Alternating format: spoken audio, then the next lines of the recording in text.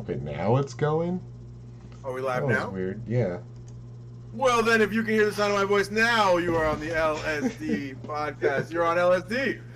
Yes. No Not the intro. mind-altering substance. No intro. Anyway, we're here.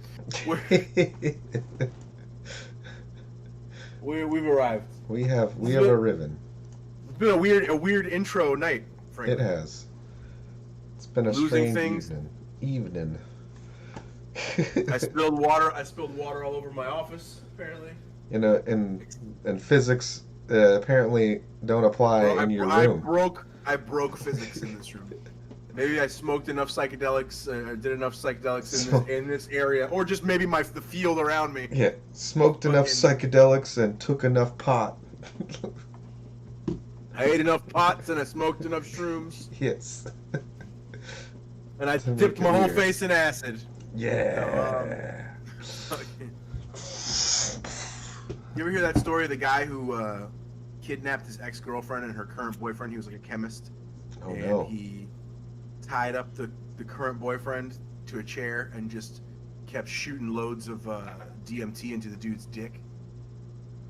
And just like blasting him off through the moon every time, like just trying to break him mentally, like, but just through like DMT dick doses. I mean, I wouldn't mind. I would Vice be like, I'd be like, do it again. I think Vice did an article on it back when Vice didn't suck balls. Yeah. Vice does suck balls, man. I hate Vice now. I hate them now. They're the worst. They're completely politically biased. Before, you could just go learn about something weird or interesting. Yeah. Now it's like there's everything's got an agenda or a political angle or bent, and it's just stupid. I don't like anything that leans any kind of way with that kind of, that we've discussed that ad nauseum on this fucking show. It's just fucking stupid. Speaking of like things like that, yeah. Like I was talking to you earlier about the They're completely politically biased. Yeah. I was like sorry, I'm just making sure things work. Oh yeah, like Gays for Palestine. Yeah. And like right now when Palestine is bombing the shit out of Israel or attempting to unsuccessfully, like yeah, that's the dumbest thing ever. I mean, I don't understand gay people so much. I just don't understand how you can have so much aggression from one side and then everybody be so avidly pro that side. It doesn't make much sense to me. Yeah. And maybe it's because I have family over there, you know what I mean? Well, the whole thing is like marriage or whatever. Like both sides are saying the other side struck first. And like in that situation, either you have to go with like whoever your family is, right? Or if you don't have any like dog in the fight, what the fuck is like? Why the fuck are you picking a side? It's popular to you know what I mean? It's like anything else. Shit trends. That's why shit's trending or whatever you want to call it. It's stupid, man. Because like we're the worst apes. We're the shittiest of the apes. I guess I don't know, man. Some of them are pretty bad. I know, and we're the shittiest among them. Trust me. Like I was out this week. Like normally, about midweek somewhere, I go and fill up the gas tanks of the cars. Yeah. I'll take mine, I take my wife's. This week, it took me like 7 hours spread across 2 different days to get, not like hoard of gas, just normal fucking just get fill gas. up your tank, yeah. Just to fill up our tanks for the coming week. It's so, like, people are so nutty and panicky and shit. And Georgians, let me tell you, being in Atlanta, these motherfuckers would not last a busy hurricane season in the state of Florida. And all these motherfuckers down back home who are clogging up the fucking gas stations are fucking northerners who came down and fucking clogged up the fucking works. Because Floridians just go siphon gas from their shittiest neighbor, like fucking a real Floridian will do, and go. Also, like, I haven't talked to many Floridians that didn't know that, like, our gas comes from ports in Florida. Yeah. Like even the southern part of Georgia gets their gas from us. So like I know you're in like the northwestern part, but still like the shortage in Florida is all human error essentially. It's not even the crazy thing is like Florida's the 3rd largest populated state, right? And the headline was three gas stations were out of fuel. 3 in like the whole fucking state. 3. And people are like, people from up north are like, fuck, 3 fucking gas stations are out of gas. Dude, there's like 3 gas stations on every corner on every in block. Florida. Yeah. And then like you go to the next block and there might be 4. Like, what the fuck? So Tommy Donuts, episodes of Tom Eats It will be coming to the channel very soon. I'll be working on those tonight, soon. Actually. Fantastic to hear. We had some fun shooting those. But he was like, he hit me up. I didn't hear anything about it. I don't really watch any news shit. You know what I mean? It trickles in through social media, I guess. But he was like, hey, there, people are getting nutty with gas. Just so you know, if you got to get gas before you pick up the kid. I was picking up my kid later that day from school, and he was like, and I was like, oh, I got 2 stations right on my street, so I'll, whatever, I'll hit him up. And I was like, and you know what else? I could hit him up at odd hours too, because I'm right by him. Yeah. They were fucking sold out already. Like by 1 o'clock that day that everybody got nutty. It was crazy. And I was like, okay. And I happened to be really low on my tank, lower than like I typically would even let it get.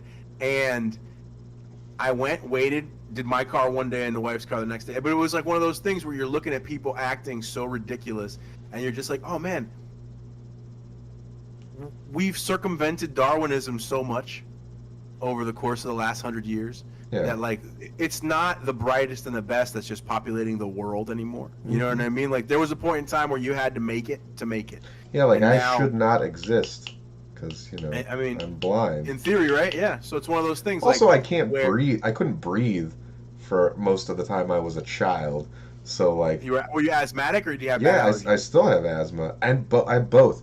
Dude, I fucking real bad allergies that trigger my asthma and like a lot of shit just made me go fucking wheezing. Like there are a couple times where I would like be like, I don't feel good, and my mom's like, what's up? And then I wake up and I'm in the hospital and they're like, hey buddy, and I'm like, what's up? And then they're like, yeah, you're blue, you need to start breathing. And I'm like, okay. We just lit you up with O2. Yeah, so like you're gonna feel real good in a second. Thank you. Yeah, man, like I apparently like when I was my brother had asthma. I remember him being in the hospital a lot, and that's with the nebulizer in his nose and all that shit, and them juicing him up on the machine, helping him breathe. My mom would have to do that cupping shit on his back after he did the machine.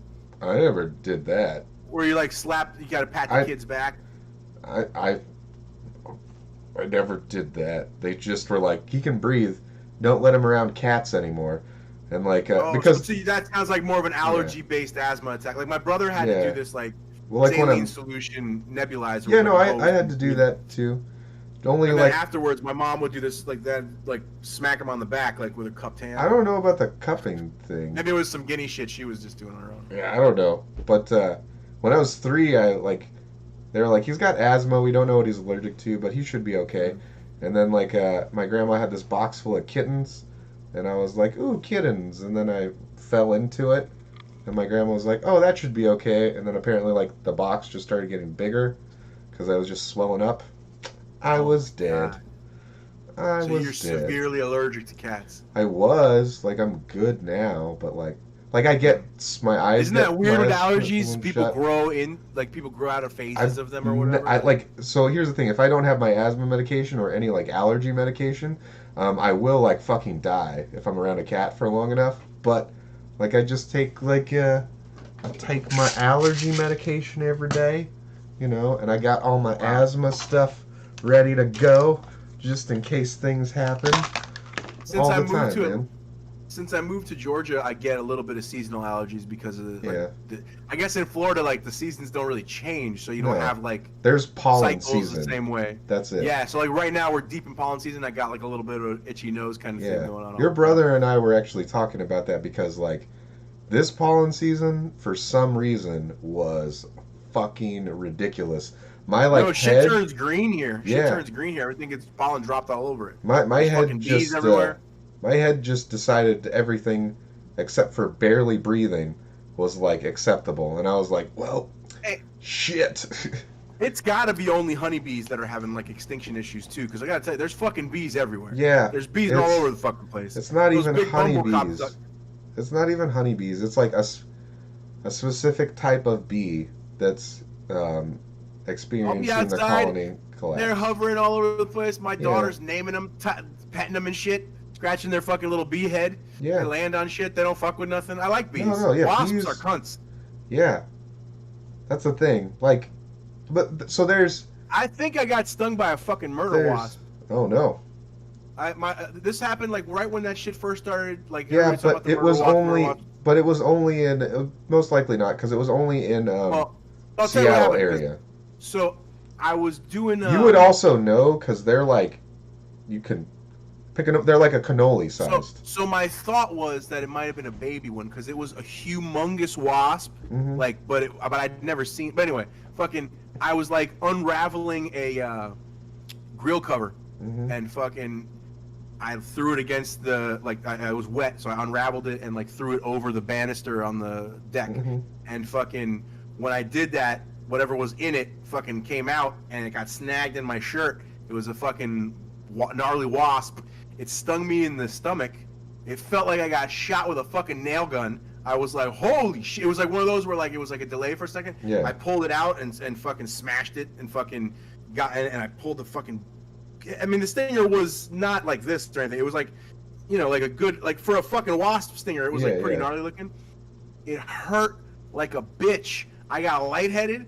I fucking started sweating. I was what the fuck? It turned into a fucking weird bump on the top of my stomach. Yeah, but then it fucking turned into a weird abscess, and all the meat in the bump turned into goo and fucking rotted out. And there was a little hole on the top of my stomach for like months. Oh no, like you get that same thing with the murder hornets, but it's like you've shot up like a necrosis or some shit. Yeah, but it's like if you shot up crocodile or got bit by a banana spider, MRSA. Like you get an infection from the murder hornets. But that's the thing. Like it looks like a regular, like a large wasp sting, and then it makes that hole, but then the hole doesn't go away as the thing, and like it. So this went away. Out. So I still have like a little scar from it, but it's not like. So you probably got bit by like some large fucking wasp that's out there. Hornet. Yeah. Fucking. But dude, like. So that's the thing. You didn't get bit by a cannoli, like something this big, you know? I got stung a gang of times as a kid. I got stung in the face one time looking under you know those like those swings that are like a bench with like two benches facing each other in like a little carriage almost? Yeah, like I know exactly what you're talking about, yeah. The ground of it is slatted, so it's like see-through in slats, and I saw something moving, right? So, a little kid curiosity, I just went and stuck my head under there to see what it was, and it was wasps, and one stung me in the face, and it looked like I got punched in the eye. But, like, I've been stung before, and I remember it. I remember one time, like, flipping a log, finding firewood, and like, I got nailed by, like, 3 wasps. That sucked. Yeah. Ground wasps, those hurt. But nothing made me feel, like, nauseous, lightheaded, and sweaty. You probably got stung by the ones that, there's a certain wasp that's kind of big that lays its eggs in this nut, in this flower. It's all like I know is not a walnut.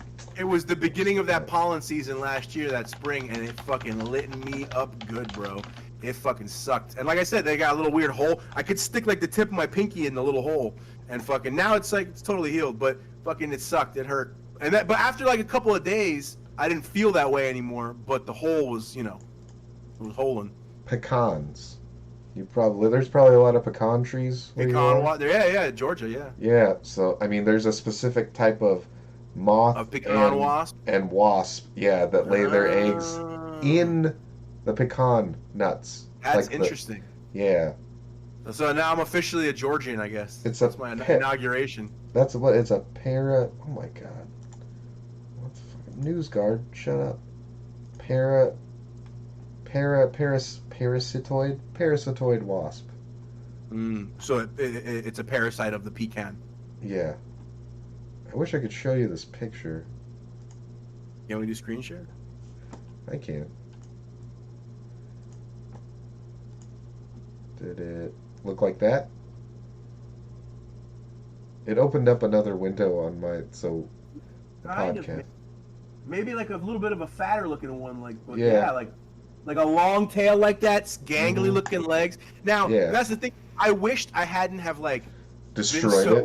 Yeah, I smashed the fuck. I was like, ah! Like it was like total caveman shit when total reactive.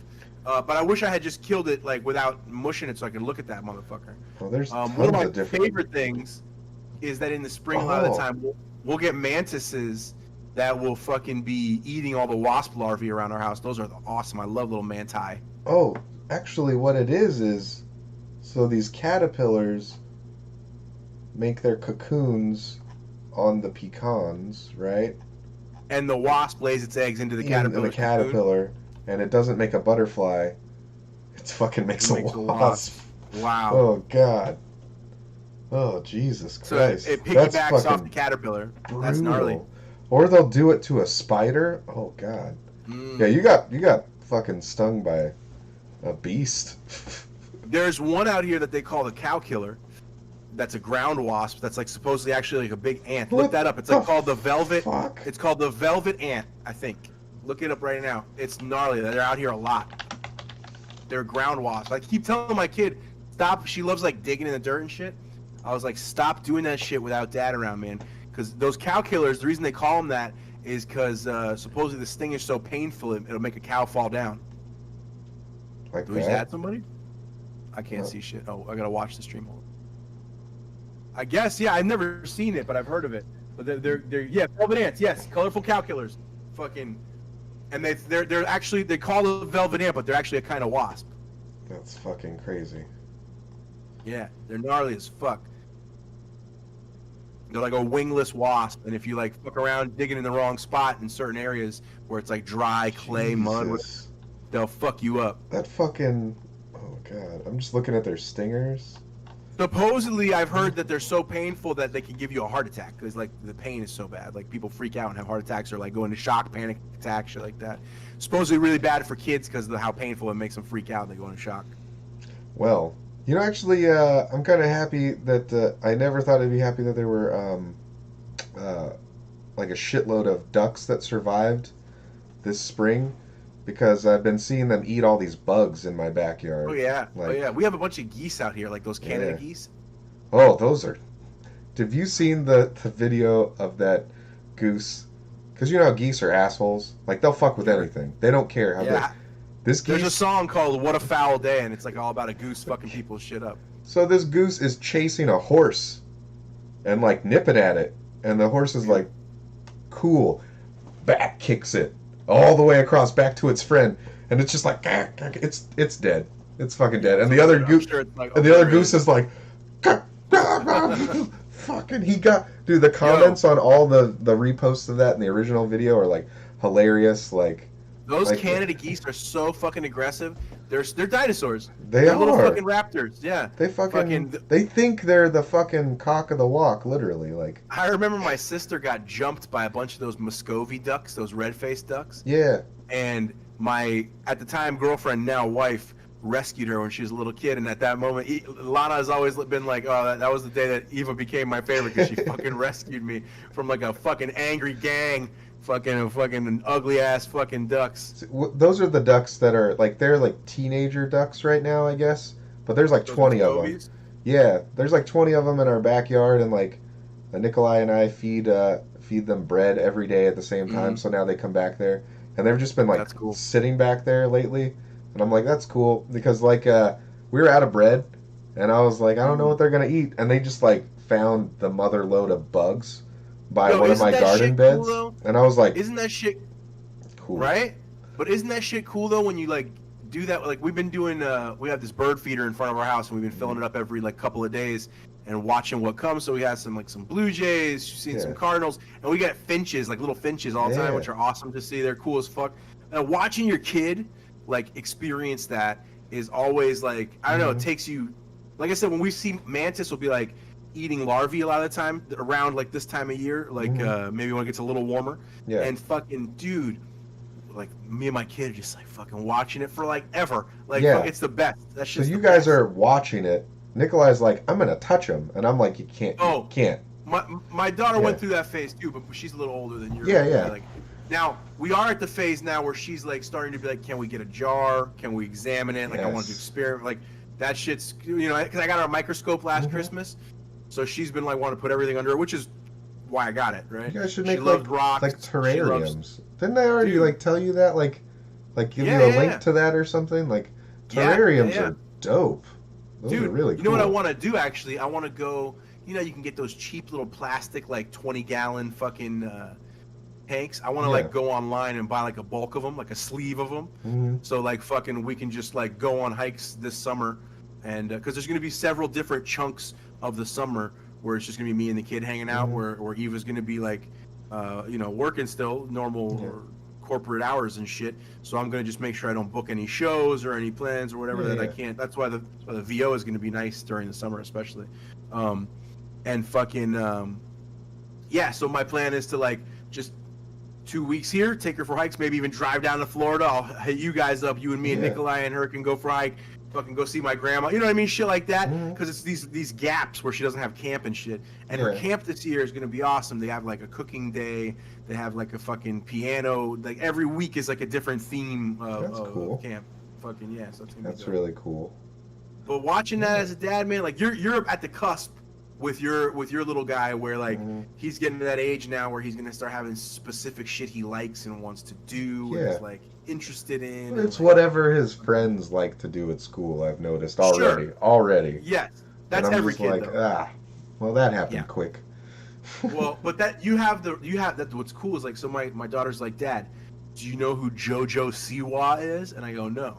And she's like, JoJo Siwa is the best pop singer in the world. And I go, what? Who? And she goes like, she's the best pop singer in the world. And I go like, Annabelle, we're not even gonna listen to who that is, so I can judge it. I'm gonna show you some shit. And I just like put on like Aretha Franklin, Whitney Houston, Mariah Carey, Dolly Parton, fucking, and we just went through like we did Patsy Cline, like fucking, and I was like, you see these women? And she's like, yeah. And I was like, these are the best fucking singers of all time. These are the best female vocalists of all time. And I was like, this is what you got. This is the marker. If she's not as good as this, you can't even put her in the talk. And she's like, okay, can we listen to this song? Can we listen to that song? And so it's like watching her like get interested and bro. I mean, you're doing it right. That's good.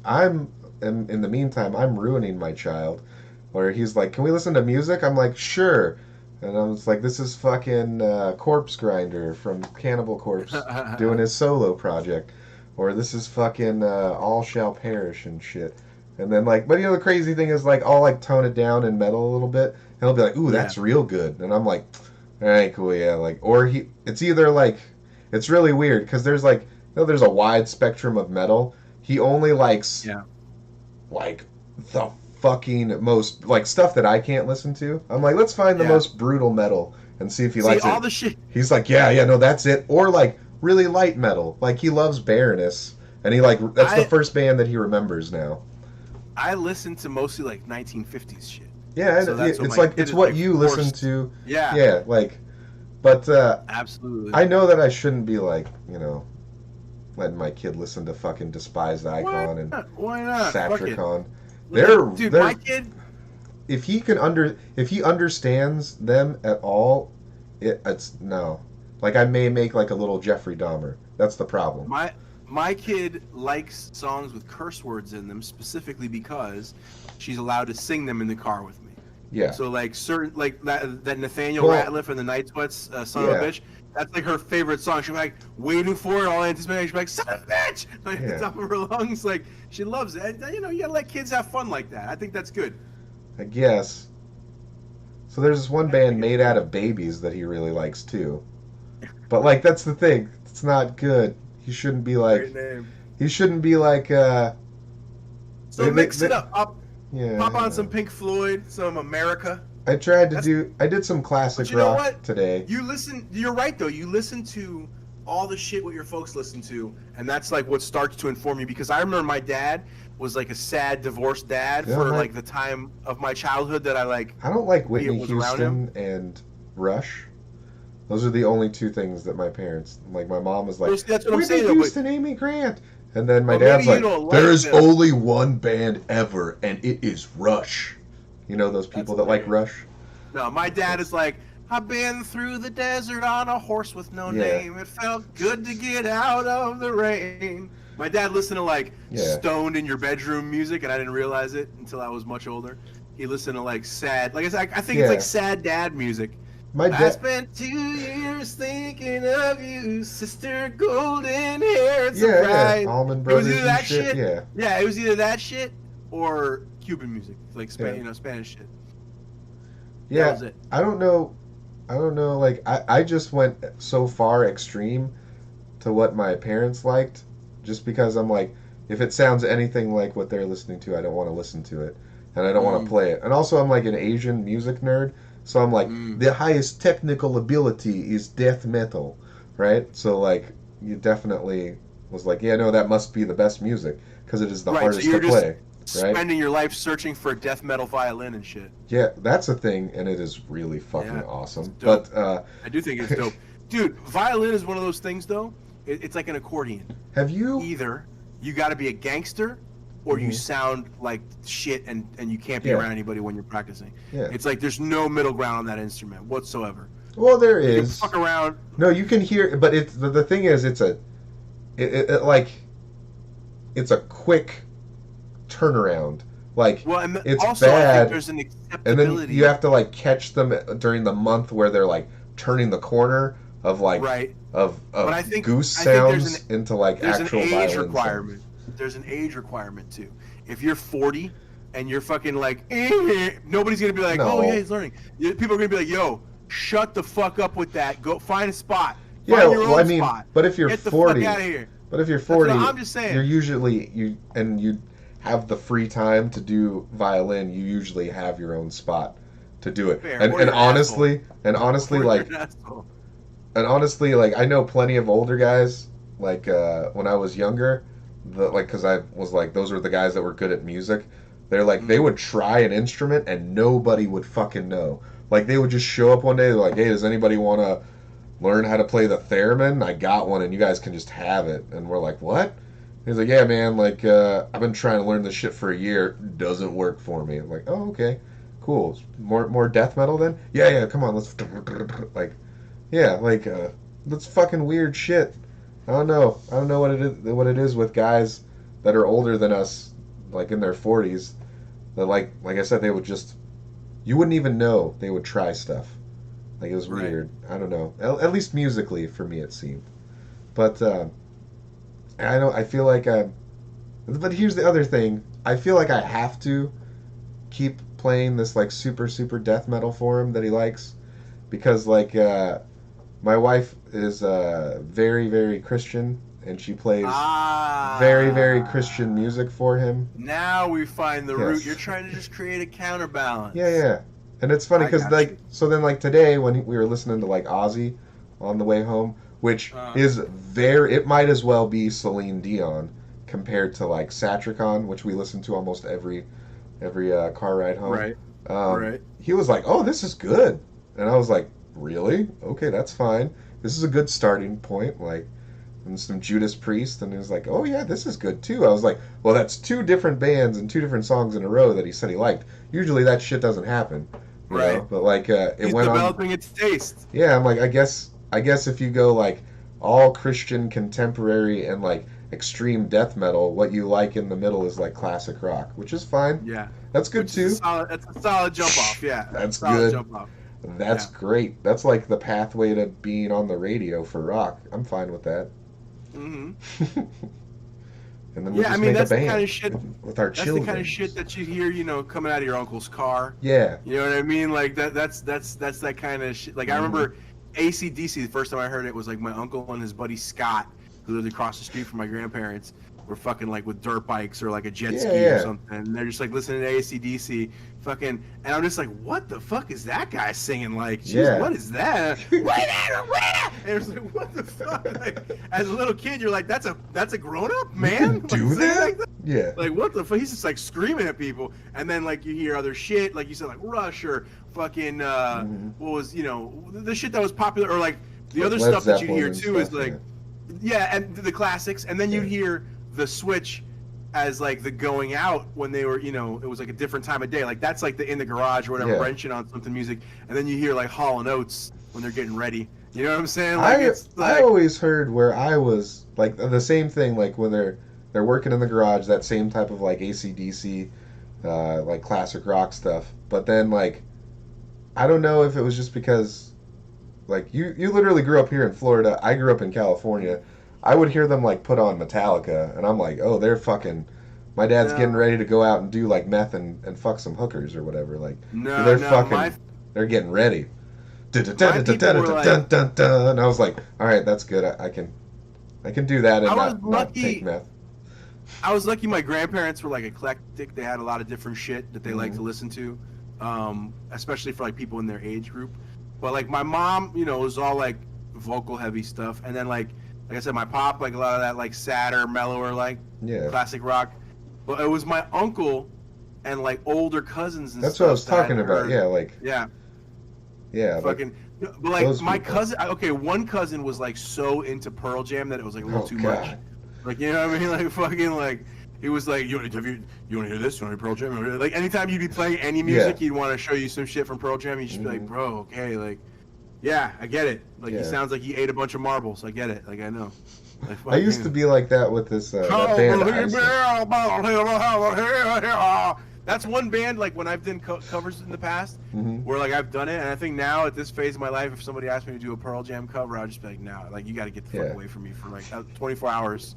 24 hours, go away, and then come back. The crazy thing and I don't think they're a bad band, I just don't want to hear that shit. The music, devoid from his vocals. So that's the thing, like, so, like, Soundgarden, or, like, Temple of the Dog. I think Eddie Vedder can sing, too, but I just don't want to hear it anymore. No, that's good. That's not what I'm saying. I'm inundated with that shit. I don't even want to hear shit that I liked a lot of the time from that era anymore. So what I'm saying is, like, the best vocalist from that era and that genre is dead. Lane Stanley? No, I say Chris Cornell. Oh yeah, both. Yeah, Cornell. I put those. Chris Cornell definitely. Well, why I say Chris Cornell is because like Lane Staley is good, but he was like a vocalist with a band.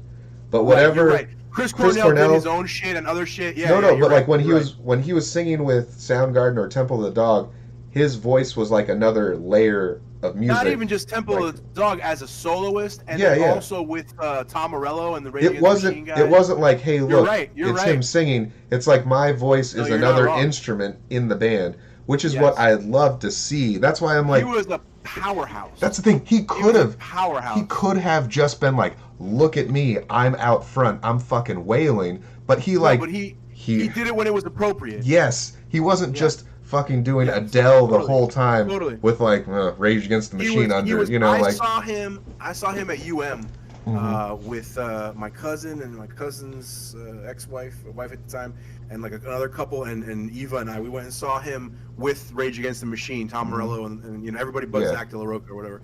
And that shit was one of the best shows I had ever seen. Like, I forget what that shit was even called. Audio Slave. Audio Slave. Fuck yeah, bro. I had their album and shit. Band, like, they were fucking great. Yeah. They were great. That dude is a special guy.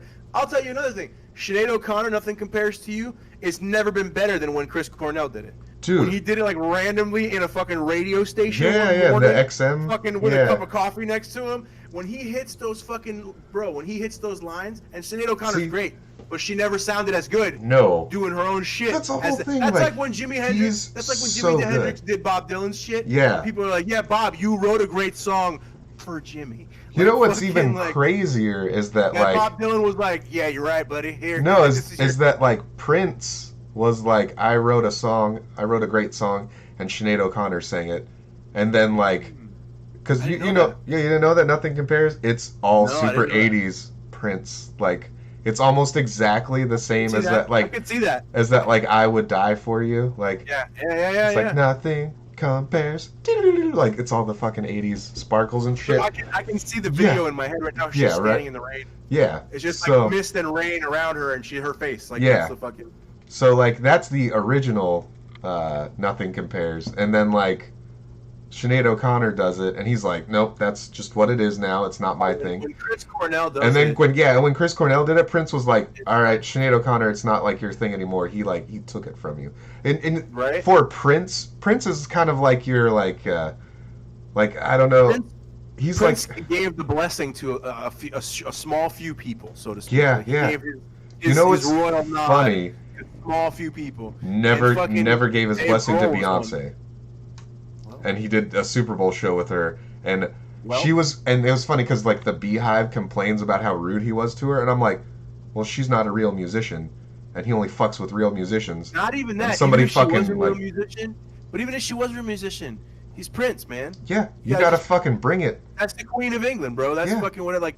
If the Queen of England is mean to you, you just gotta be like, well, that's that.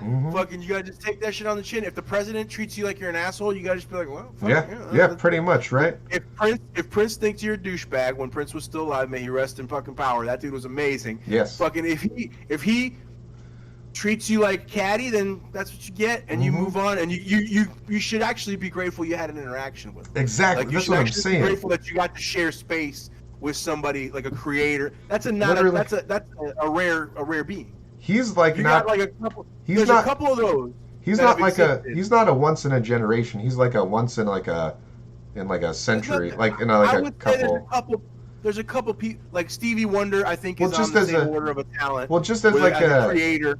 I mean, as like a musician and like a singer too, though. Like I would say the same thing for Stevie Wonder. Stevie Wonder plays a bunch of instruments. He wrote all the shit. He produced. He's very good. He's been doing it since he was 17 years old. Like Stevie, I have to put Stevie Wonder and Prince in the same league. So I like Stevie Wonder stuff. They're in the same weight class. Yeah, they're at least in the same weight class but Stevie kind of like. He even talks about this. However, you know what I'm saying. Well, I mean, but Stevie even talks about this. He's like, I know what I'm good at, and I like what I do, and I don't like. He doesn't have like a desire to expand too far out of his like comfort zone. Like his comfort zone's pretty big because it's like 70s. There's been a good bit of variety. Because like 70s, 80s jazz pop is kind of like what he is. I know, but like, but like the genre as a child. Yeah, but like he's got like the jazz. The popular jazz, which is still jazz, which is still very difficult, you know. I think that's an oversimplification of his shit. Jazz is about a guy who's jazz encompasses a lot of things. But he came out of like the original Motown and R&B movement, so like which is rooted in jazz. 80s and 70s jazz. Well, right, but I'm saying it's. Yeah. I mean, if you just put jazz on anything, you're kind of like already at the top of whatever. If you're successful, and then. If you're a successful musician and then like jazz is in there, it's like, oh, okay. I think the difference is a virtuoso. There's the blues, right? Yeah. And the blues is like saying jazz. It's a genre. It's a big blanket. But Delta, like Mississippi Delta blues, is its own thing. So like the Motown sound. But here's the thing. Has a jazz root, but it's its own. You know what I mean? That Detroit. Yeah. What Motown, I'm saying Midwest. But there's like easy blues. And then there's like the specific blues, like the type of bluegrass stuff that I was like playing around you when I visited earlier this month or earlier last month or late last month, whatever. Like that shit's super fucking hard to play. But there's like I can play like the fucking standard blues that everybody plays like around here. But like when I say jazz, there's no like oh that's easy jazz to play. Do you know what I mean? Well, that's why when I encompass, but he has a specific style, and I hated to, I hate to put it. No, but it's more jazz, the funk. It's like he invented like the funk of the 70s that got popular. He invented like the jazz funk of the 80s that got popular. He also invented like the funk of the 90s that got popular. Like that's what I'm saying when I say like popular. He produced Eddie Murphy's album. I want to say. Oh, that was Rick James. Hey. Did Rick James produce it? Oh, that was all Rick James. That was 100%. Wasn't Stevie on a song? He was on a couple. No, he was on a couple songs. Yeah, no, like he was in. But no, that's all. Like it was dumb. Like you know how artists do like the docu-series of them in the studio. Mm-hmm. Like Rick James and Eddie Murphy did like the first like big one in the 80s. Really? Where Rick James is yelling at Eddie Murphy and like because I gotta find that. Fucking it's great. That's literally where they took Eddie Murphy's like one video where he's in the studio with Rick James, and Rick James is like, I gotta get in on this, and he like jumps out of the booth from like producing and everything, and he just starts singing and clapping with Eddie Murphy like right next to the mic, like and fucking grabs his bass and starts slapping shit. You haven't seen the one Eddie Murphy music video? Oh, dude, no, it's fucking. He's got the one music video that I've seen of Eddie Murphy is like I think with Michael Jackson. Yeah. That's with Michael Jackson, like walking around the clouds or some shit. Yeah, that was a weird one. He's had a good one. singles come out. Yeah. But like the biggest single, or I forget what it even is. It was Do you remember him and Rick God, James. What was that song? What was the Michael Jackson song that was like the video was like a Peter Gabriel video? Oh, with like the shapes and stuff. It was all claymation and shit. Yeah. Fucking, I was watching. I was listening to Peter Gabriel in the car with my kid. Fucking like Sledgehammer and Salisbury Hill. And fucking like that is an underappreciated era of music. That dude. Speed Demon. Like, by Michael Jackson. Speed Yeah, like Speed Demon? Yeah, like he turns into a rabbit. Yeah, I think so. Yeah, I think so. It's all Speed claymation. Demon. He's like flying a plane and shit. He's running, doing all this different shit. Yeah, man. Fucking. I got it right here. That was a dope one. That was from that same era of like fucking creative shit. But dude, Genesis let's talk about this. Just Genesis is Peter Gabriel and fucking Phil Collins. Just right there. That's okay. Well, and then you saw like there was 2 other guys in that band, but you saw who the creative powerhouses were. They fucking had massive careers post Genesis. Yeah. Well, no, the thing is like those were so Phil Collins and Peter Gabriel were in the band at the same time, right? Because Phil Collins was the drummer. That's the fucking crazy thing. And did you know that they didn't even hear him sing before Peter Gabriel? But he was kind of like in it from the beginning singing. Right, but I'm just saying that guy, what's his name? Brian, No. Fuck is that guy's name? The guy from the fucking Eagles. Then he did a bunch of solo shit too. It's Don Henley. Don, life's been good to me so far. That's not Don Henley. Is that Don Henley? No. Who's that?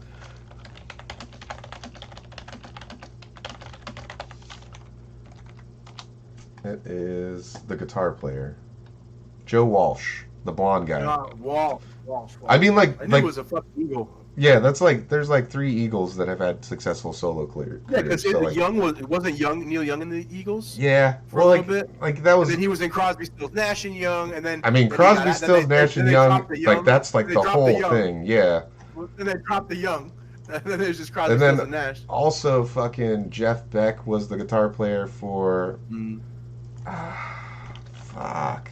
Well, it's interesting too. How so many people but you know what's interesting? We talk about our like the Yardbirds is basically like Led Zeppelin, like it's so many. It's so many bands. Like, so many bands. Beatles being tied in with Clapton and a bunch of people. Yeah. Like, Eric Clapton. There you go.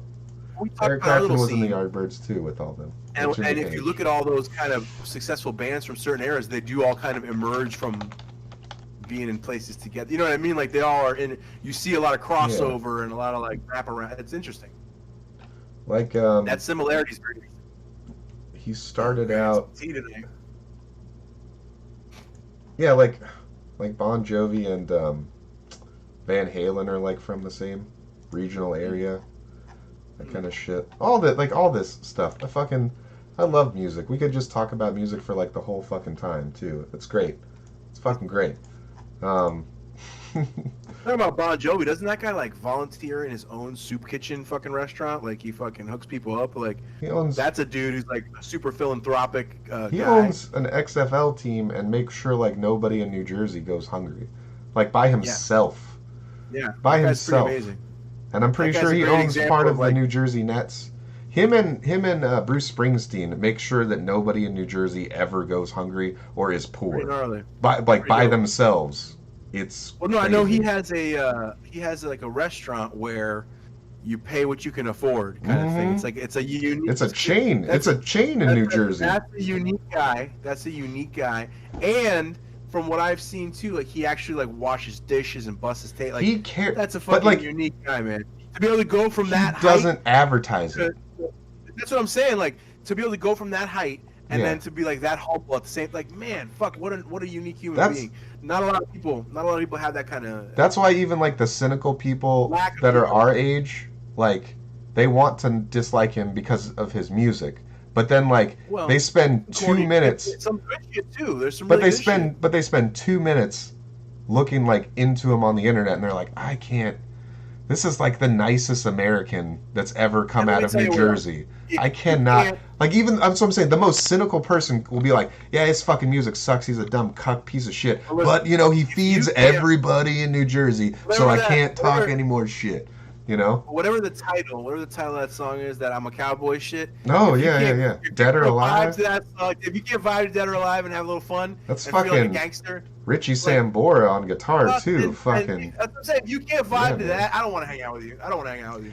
And That's I'm not the, saying I love Bon Jovi shit, but that's a great fucking song. And if you can't vibe to it, I don't want to hang out with you. If See, you that's- can't have a little fun, but if that's you the can't- thing. If you can't watch a Star Wars movie So- and go, hey, I'm gonna be okay with the fact that it's fucking fake. I'm gonna let go and enjoy the thing. I actually if you have a can't funny go to story. a hot dog stand and be okay with a dirty water hot dog, I don't want to fucking hang around with you. If you go to a hot dog stand expecting filet mignon, I don't want to hang out with you. The most cynical person I've ever met, who like is not friends with me anymore because, you know, he's like in the New York City bubble and he thinks everybody's you know, a racist now. Anyway, so he was talking shit about Bon Jovi when we were working at Guitar Center, because we worked at Guitar Center together, and we were like the only like depressed like metal guys there, so he would just come from his department and just hang out with me the whole time. Anyway, he was talking shit about Bon Jovi, and then like Dead or Alive came on and he's like, fuck.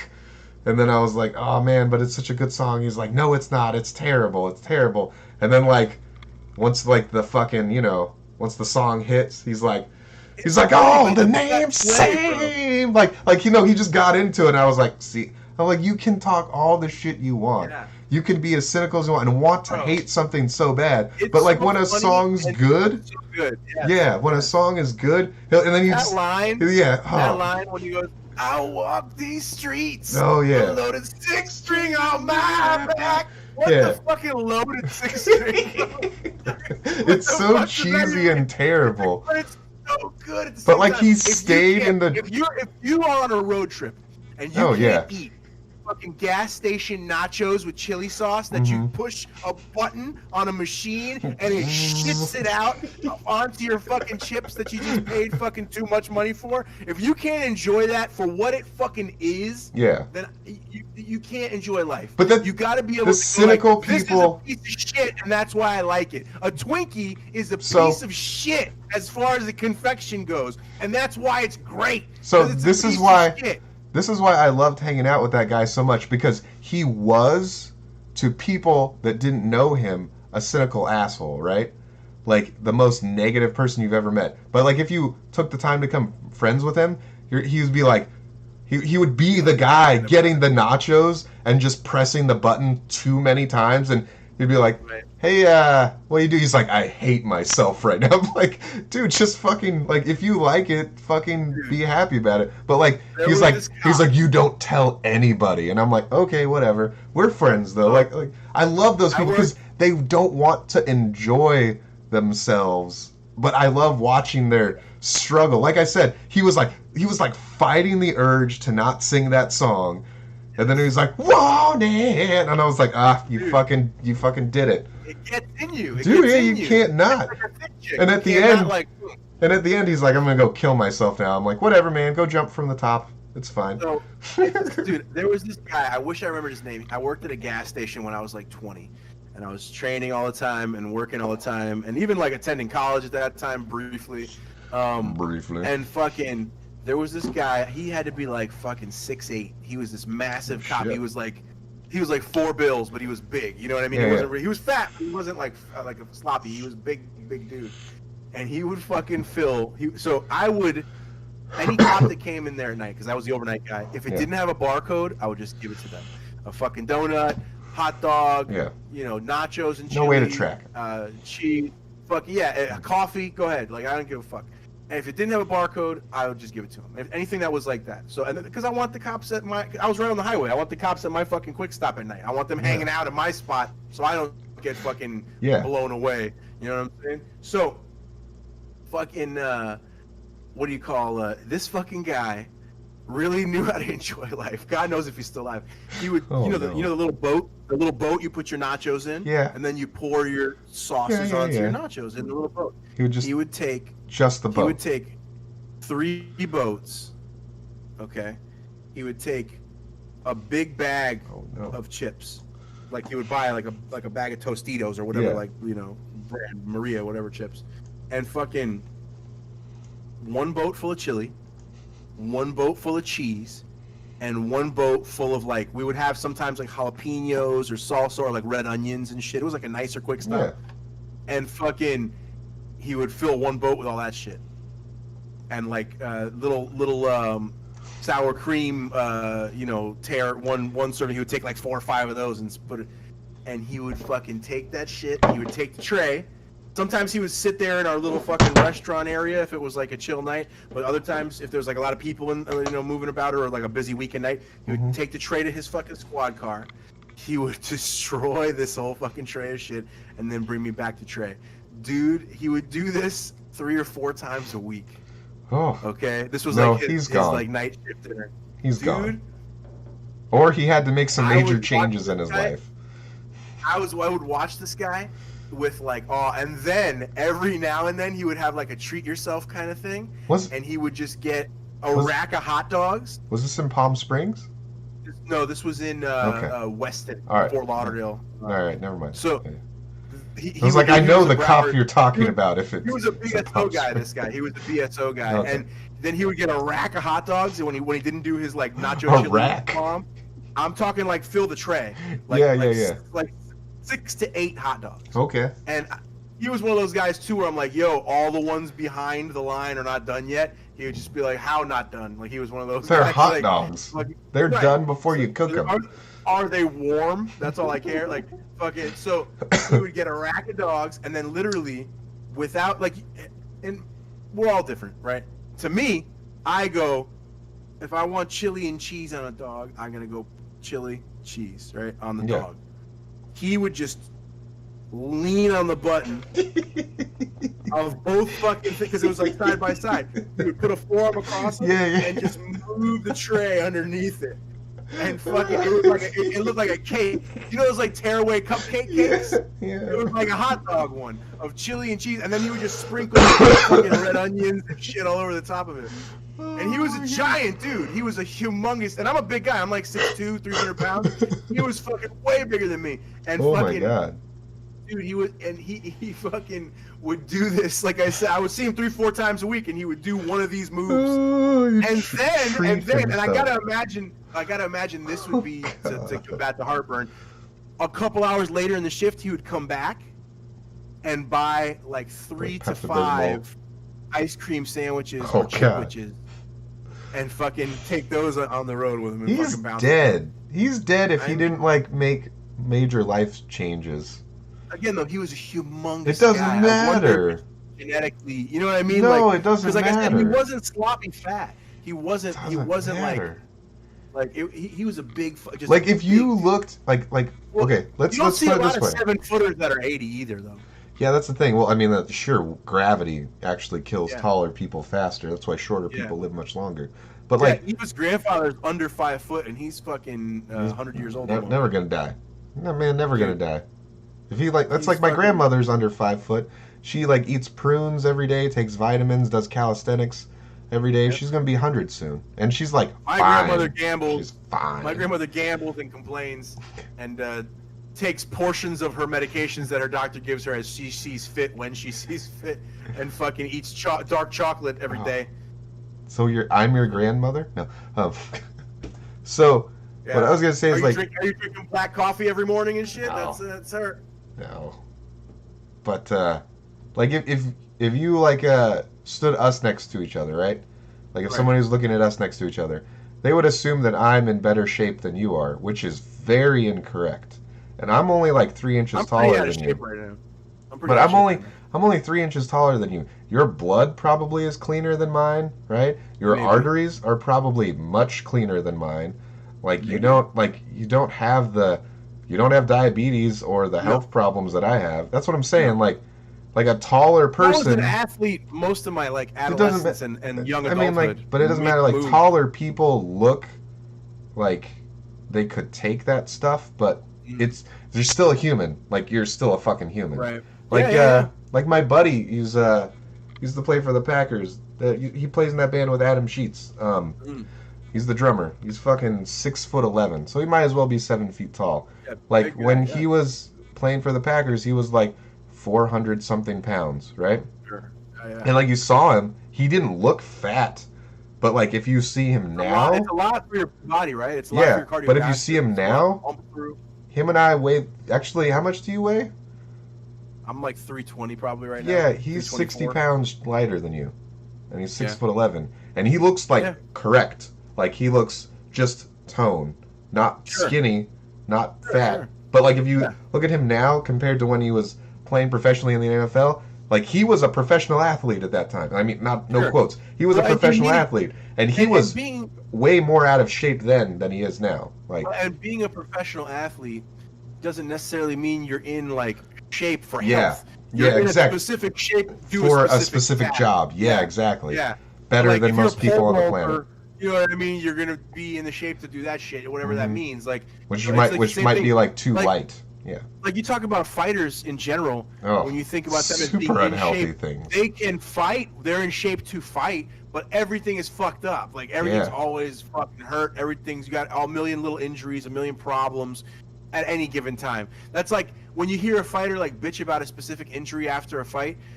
That was something really fucked up because most of the time they're going into every camp with some old nagging shit, with some new shit that's developing, with little things, little problems that are there persistent. You know, it's actually funny that you brought this up. So like in hockey, there's this one guy that's trying to get this procedure that two UFC fighters have just done, and like the NHL is not approving him to come back if he does it, because like it's two people in all of professional sports that have done it. And it's where they replace like your discs in your spine, like synthetic discs. Like Weidman had it done, and then he fought 3 fights, and he said there's like no pain. Anyway, there's this hockey player that's like the best player on the worst team in the league. Not to derail you, but Weidman, what a fucking unlucky, weird fucking streak that he was on a hard path with his career in general. How long has the unlucky streak been going for? That's what I want to know, because I kind of wanted to ask about that. Well, I think it's been an unlucky streak for a while. He's had some hard matches. Like how many would you say? Because he's had that artificial disc for 4 fights. I mean, I'll look up his record right now.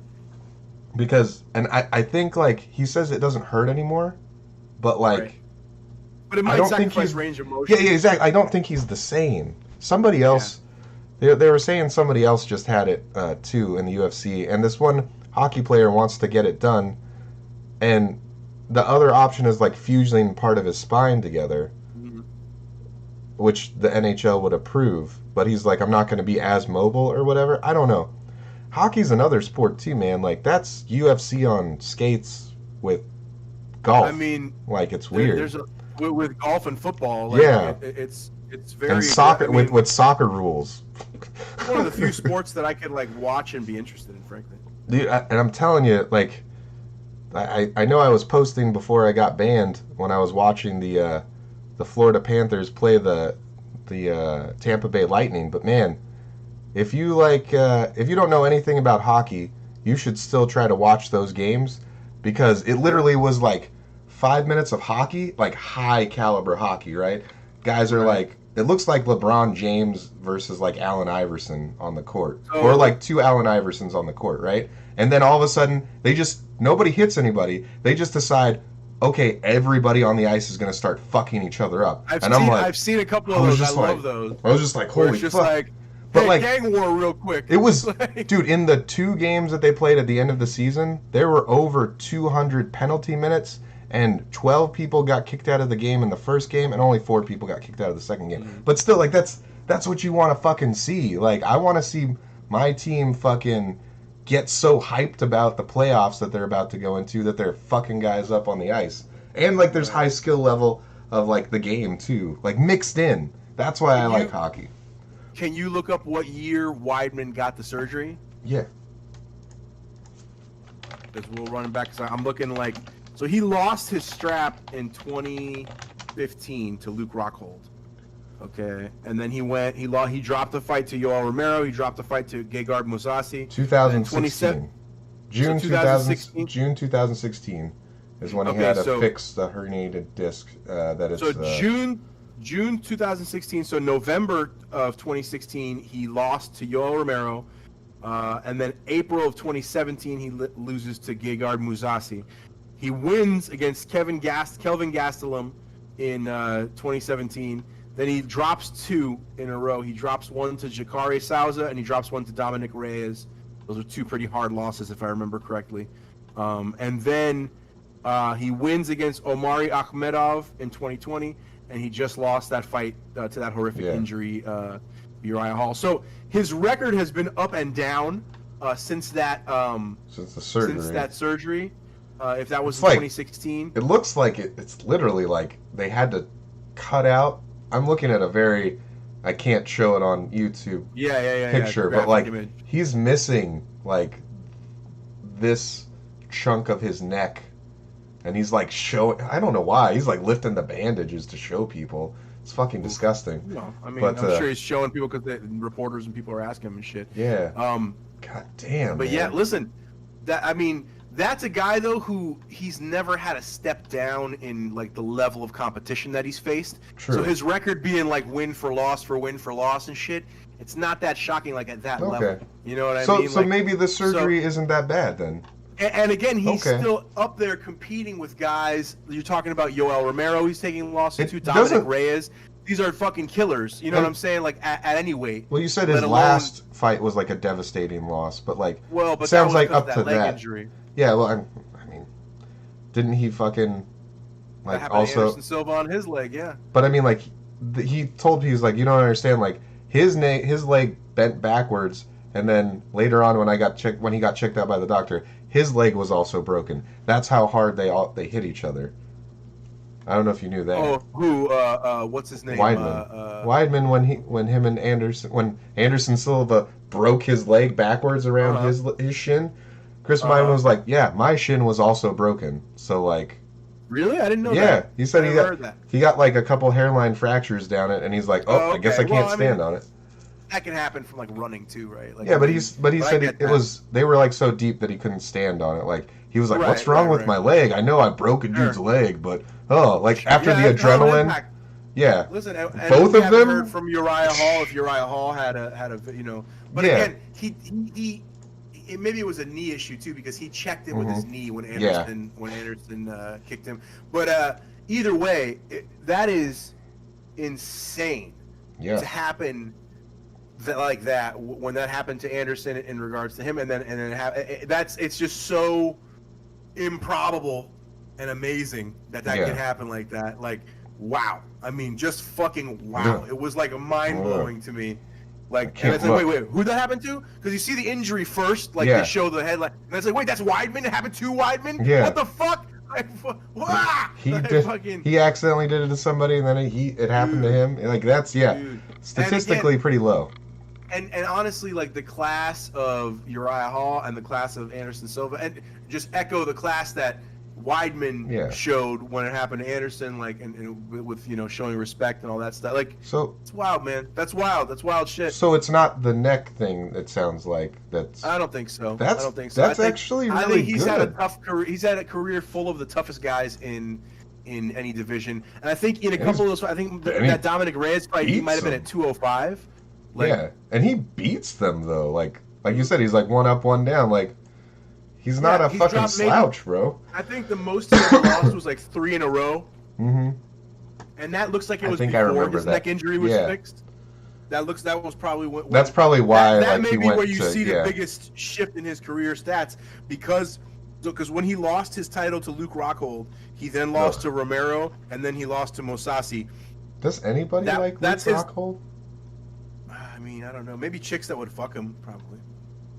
He's handsome, I don't even think then either. See, he's a good-looking man. That's true, I guess. Whores are whores. I figure if I was gonna fuck a dude, that's if someone was like, "Hey, what dude would you fuck if you want to fuck dudes?" That's like probably, you know what I mean? I guess. I remember when my wife would be like, "Oh, I'll watch a George St. Pierre fight." Oh, what am I going to be shocked that she wants to look at a dude who's perfect. Like, fucking, you're nuts. So it sounds like the that hockey player then is justified. I think because Chris Weidman is probably like the best example of getting that surgery because he Especially has at a high level like yeah, that. like that's the thing. Like I feel like that's the best parallel because you're getting hit constantly in hockey and you're getting hit constantly in UFC, whether you're training or actually like fighting in the ring. It may Like just be. I mean, it sounds more than anything like it's an insurance issue. no, that's the thing. Like the NHL, like it's with the Buffalo Sabres, and they are the players' insurance, right?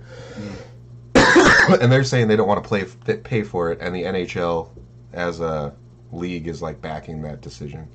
But this guy's like if he weren't on like the worst team in the league, he would probably like be really like famous, you know. Like kind of like a couple of the guys on the Florida Panthers. That's what everybody says. Oh, if this guy wasn't on the Florida Panthers and he were like in Boston, people would be calling him like Wayne Gretzky, and I'm like, I know he's real good, but like this guy, I don't know what he's gonna do because like other teams won't support him getting that, and if he gets that surgery, he's probably not gonna play in the NHL anymore. Even though he'll probably be better now, like after the surgery than he is now. I don't understand. Right. It's like he has the money to go get the surgery too. So like, well, it's interesting too because it's one of those things where is it just like an overreach in some organization trying to maintain a certain level of control over their players? That's it's gross. That's why I was trying to get some clarification with Weidman. Like we found out when he got that surgery, and it seems like the leg went before his new disc. The leg's way too like that injury, like the fact that we saw Anderson Silva come back. Yeah. Was pretty amazing. Mm-hmm. So it's going to be interesting to see if Weidman comes back from it. I'm dying. Bless you. Ugh, I'm dying. I don't have the COVID. But yeah. For sure. What do you call No, I got allergies too, man. My sinuses feel really raw from all these fucking plants. Should never do this ever. Oh. I'm having like a reaction to it, and I keep trying to do it. Oh boy. Bad idea. It's like when I ate so much shrimp, I got itchy that one day. Yeah. Yeah. Now I'll just be robo-tripping for the rest of the podcast. Yeah. I love it. No, I ate like 5 pounds of peel and eat shrimp. From Costco. You were telling me, yeah. And you're like, this is a bad idea. Why am I so itchy? And I was like, maybe you just shouldn't eat that much shellfish in one shot at any time. Funny story about robo-tripping is that my ex-girlfriend, that's when I decided I wanted to date her, because they were calling her and her best friend, they called each other like salmon and tuna. And then, like, they started calling her Robo-Tuna, and I was like, why do you guys call her Robo-Tuna? And they're like, oh, she likes to drink NyQuil and, like, party. And I'm like, I like to drink NyQuil and party. No, this might be the one. Terrible. I like to drink NyQuil when I'm sick and fucking, feel like shit. And drink it just till I sleep and then stay asleep till I feel better. Remember that Chris Farley sketch on Saturday Night Live? Where he drinks the bucket of NyQuil and then fucking his nails get all long and he's all bearded and shit and he's like, hey kids, he sleeps through the whole season. I love it. Well, that's how I want to be when I feel sick. Just close me in the basement. Yeah, when I'm lock the sick, door. Yeah, but treat me like a zombie. When I'm not sick, I want to drink that whole thing of Robitussin like Chris Farley does, and then you fight through the sleep, and then your brain can't go to sleep. It's like a brain hack, but like you're awake, and it's like you're covered in pillows, and you're also high. But things still hurt when you fall down. It's weird. Anyway. Yeah. But you feel like you're covered in pillows. Sounds bad. It's like the first time getting high, but every time. It sounds bad, man. I know. I love it. Sounds bad. I love it. Anyway, that's funny. So what I'm hoping with that hockey player is that because Florida is a bunch of degenerates, just like baseline, right? No matter how respectable you are, probably a degenerate. Fair. Goes for our professional sports teams too. I'm hoping the Florida Panthers are like, Huh? What? No, you could do whatever you want. Get a fucking surgery now, get a third arm. Fucking come over here, bro. We'll pay you money. We don't give a fuck. Like, I'm really hoping that's what happens, because, like, Right. if he's on there and, like, they picked up all these other good players and stuff this season, I mean, that's like a slam dunk for a Stanley Cup. I mean, they're gonna do pretty well this year, but I'm just not sure. But if they get that guy post surgery, yeah, I'm looking at him. Anyway, I just like that. That was like a nice crossing over of our sports interests in surgery. Friendship. Fucking no, hockey's a dope sport. Hockey's one of those ones too where like I just don't have the time to get into shit. I don't even want to watch a new fucking show. My wife will be like, "Oh, hey, there's this show," or a friend will be like, "Oh, this is a great," and then I'll be like interested for like a minute, and then I get home and I have fucking million things that I have to do and also want to do. Yeah. So like I'm like, no, you know what I mean? Like I gotta do a shit. So like I never get, but hockey would be something I would love to go to live. Yes. That seems like it would be a fun sport to watch live. Anytime somebody gets mushed against the glass and you can buy 10 tickets for $80, like fucking, that's the shit. It's not like that in Florida anymore. I know it used to be like really, that. Really? Yeah, people used to just be like, "Hey, I got a stack of Panthers tickets. Yeah, you can just have them. Yeah. I'm throwing them in the sewer if you don't take them." Yeah. Like, that's what you You know what's crazy too is like you'd get rushed by a dude. He'd be like, "Please take these." I remember working at Guitar Center. Somebody would like from the radio station be like, "Do you guys like hockey?" I'm like, "I like hockey," and they're like, "I have 100 Panther tickets," and I'm like, "What?" And they're like, "You can give them away with every sale." And I was like, "No." And when everybody was like, "No, we don't want them," they would just be like, "Well, I'll just leave them here." And then they run out the front door. They leave them at the front desk, and I'm like, "There's hundreds of Panther tickets just sitting at the front." Yeah, man. I totally remember that. Yeah. I totally remember that. You know, it's like fucking. You'd get like people would be like, "Come on, take them. Come on, just take them. 10 of them. Take them. This other guy gave them to me, and I can't get rid of them." Like a manila envelope full of Panthers tickets. You know what sucks about that too? They were going to try and sell you a timemany when you got there. The way they were trying to give them to you. I mean, probably that may have been happening. We don't know. You know how many times I went to Disney for a timeshare and just was so I went with my wife at the time. She was my girlfriend. We were young. We were like in college and shit. And we go to the timeshare thing. We do the class. The lady's like trying to convince us at the end. You know how they do. They go like the soft sell, then the hard sell. Then eventually the lady's like, "Well, I guess you're just not old enough to make that kind of decision." She was like trying every angle. We were like laughing about it. But then I realized like I could just do this with my buddies and fucking you're in the hotel already. They can't boot you once you're there. You're checked in. You're booked for the fucking time that you're booked. And you go in there and do the fucking class. You get your tickets. You get the fuck out. You got 2 days in a park. You have a good time, whatever, or a full day in a park, whatever the deal is. And the formula, the hack, was to be such a distracting pain in the ass in the class that they just tell you, like, you know what? Here's your tickets. You can go. Yeah. Like fucking, and we did that a number of times. Oh, yeah. Where me and my boys would go in there and just be like talking shit the whole time, and we would have different like modes to do too. Me and one buddy would do accents the whole time. Like, we'd be like, what are we gonna do? British, Russian? What do you want to do? Like fucking like, hello, how are you? I'm Ivan. What is going on in this class? Like fucking like, and just be a real problem the whole fucking time.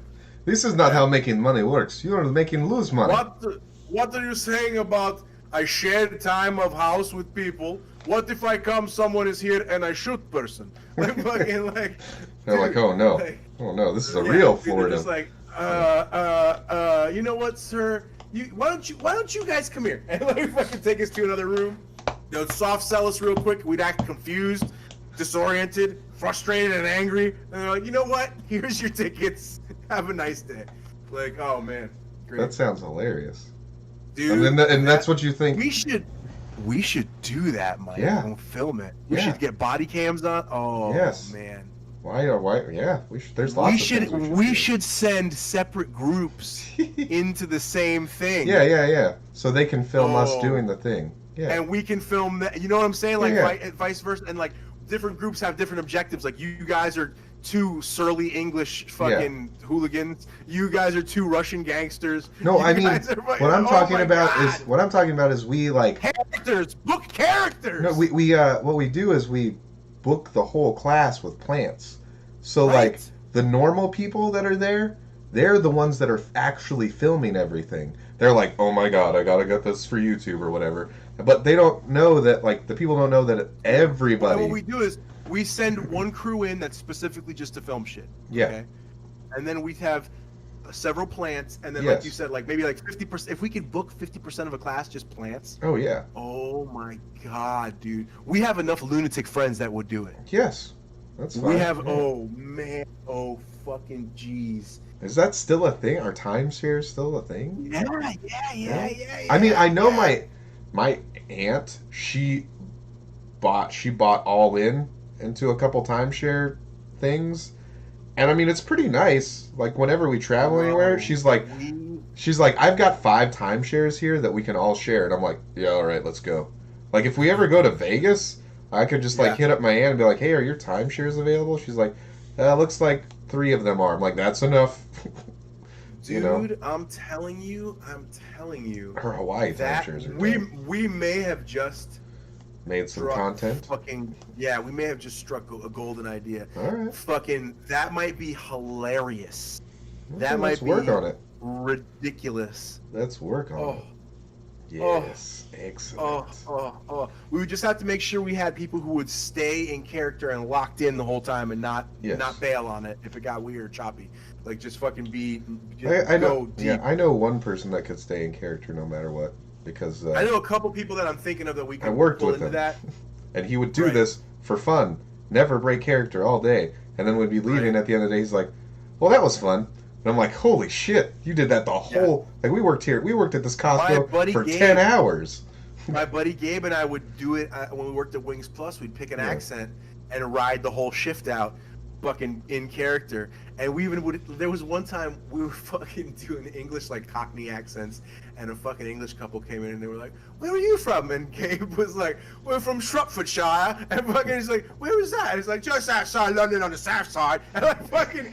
He committed so hard, they just fucking were like, all right. Like, I guess I've never heard of this place. Yeah, bro, it's like that. We're just like, this guy's, maybe he's mad. We're just going to go on about it. Like, fucking A, bro. It was, oh my God. I'm like dying thinking about that. Oh my God.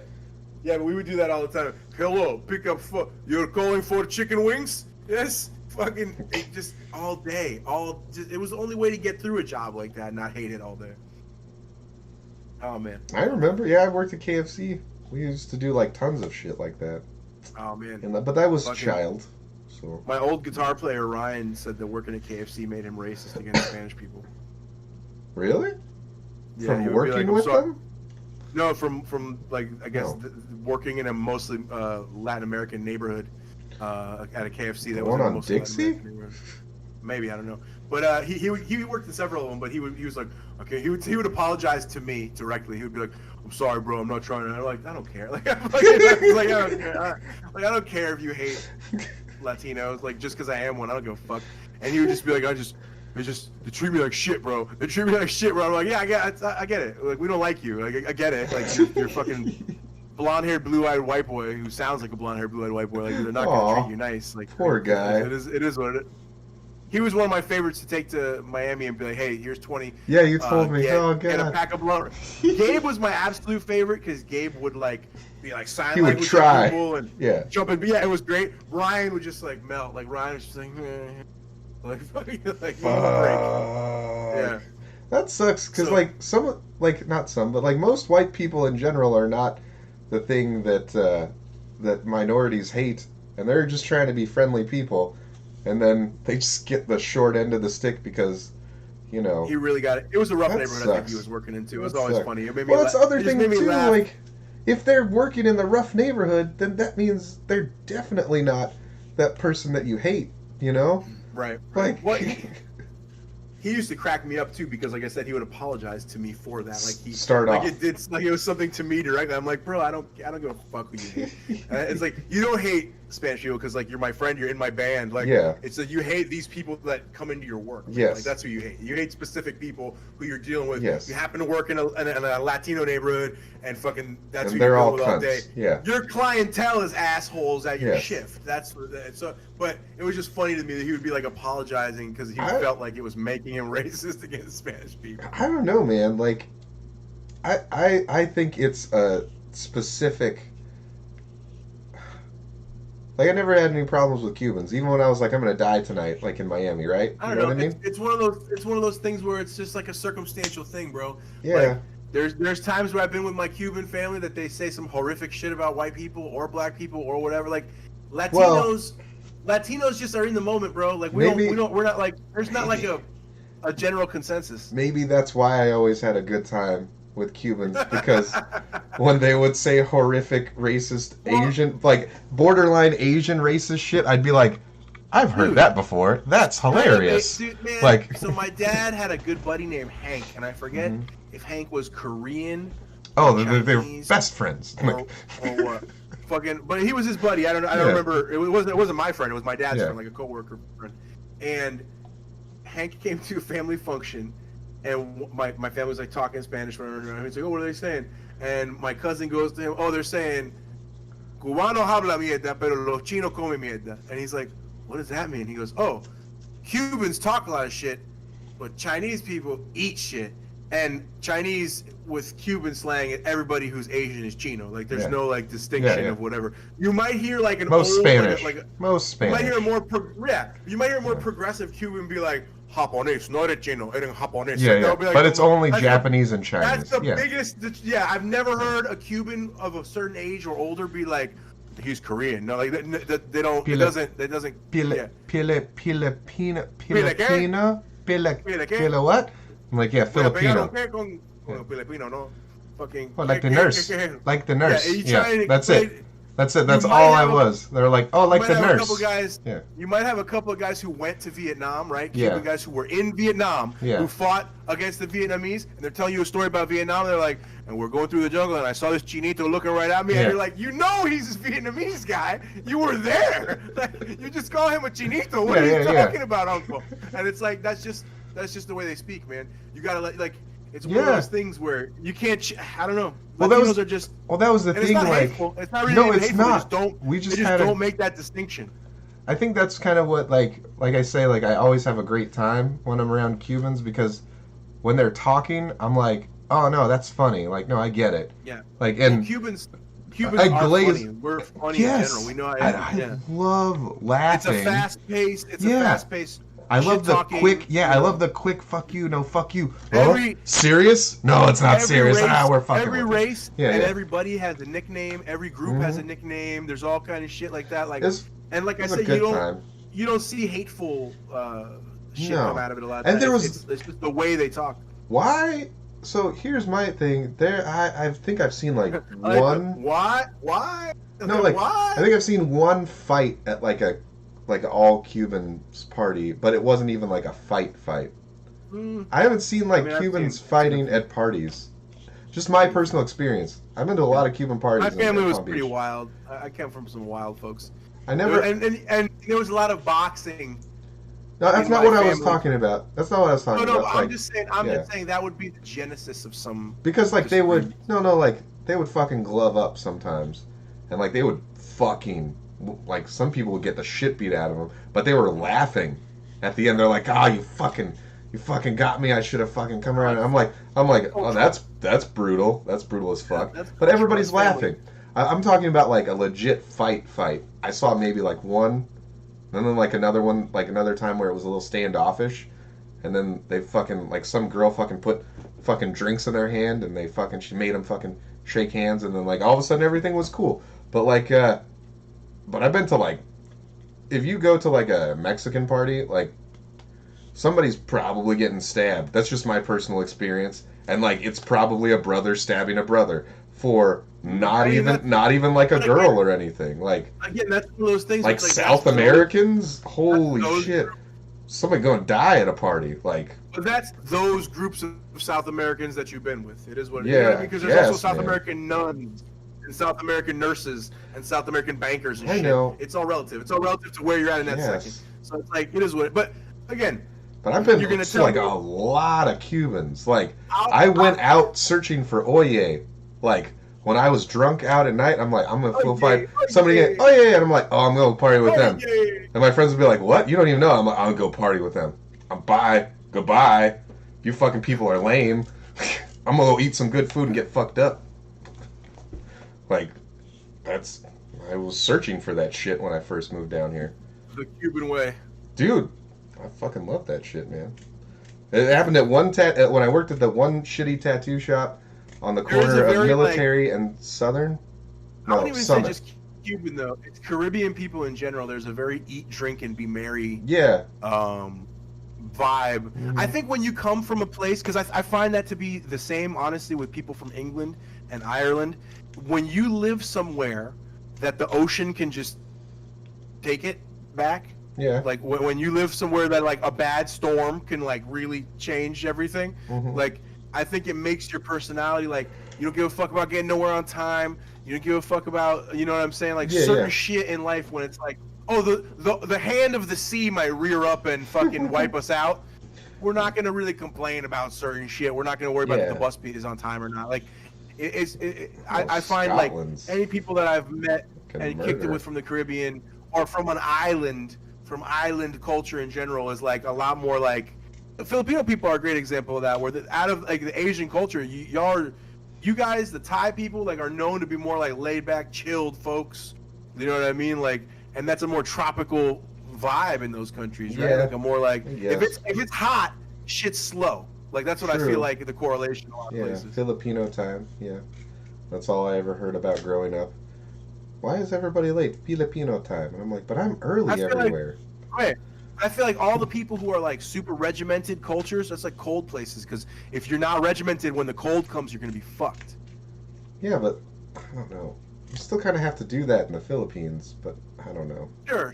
No, I think because if you're living a real rural lifestyle, you have to deal with that shit too. Well, I mean, because like us, when you're talking about like the ocean can come and take back the land. Like in the Philippines, that just happens every like the rainy season. Yeah, the seasons. Like every decade, that probably is going to happen. Well, like, no, I from what I've read about the Philippines and shit that I've watched about like food production in the Philippines. It's one of those places where it's like, oh no, this is the field this month, and then the next 3 months this is a lake. Yeah. And then after that 3 months it's a part of a river. But sometimes. And then every now and then. But sometimes, exactly. But sometimes, the spot that's always your house ends up becoming part of the ocean. It's a problem. Yeah. So like this funny story. This roof becomes the dock. Yes. Once a year. No, it's below the dock. Like it's crazy. Like the top of the roof becomes the dock. Like So like funny story. My grandmother did something really noble. Actually, we owned like a ridiculous amount of land in the Philippines, pretty much this one whole town, right? And she gave she gave the town back. I know, yeah.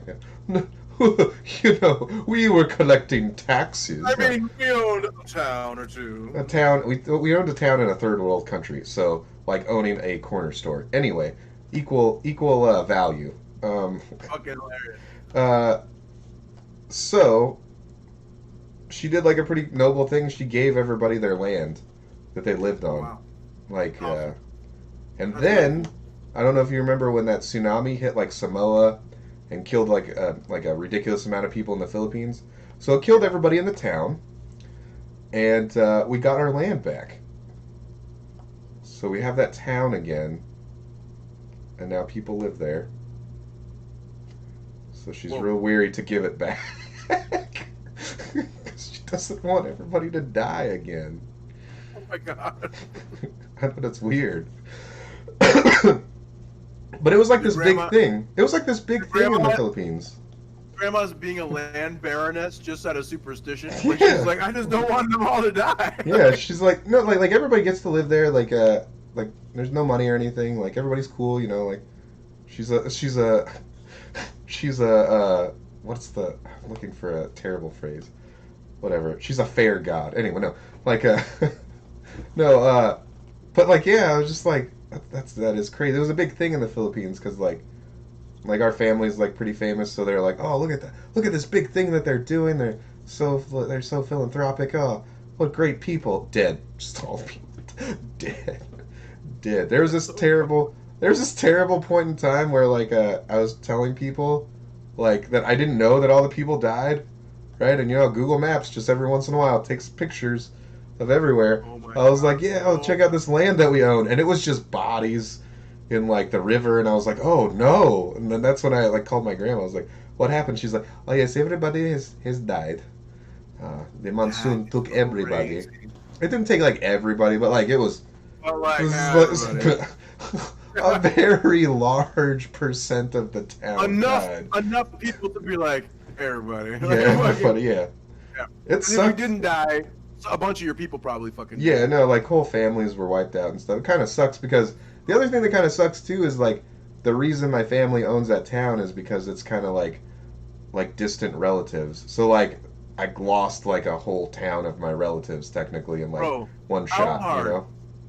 How hard do kids with no connection to the third world or no connection to what it's like without this kind of infrastructure, like relatively close to them and their family, how hard do they take for granted? Like, do they not realize? Like, Yeah, I man. feel like we're so lucky, bro.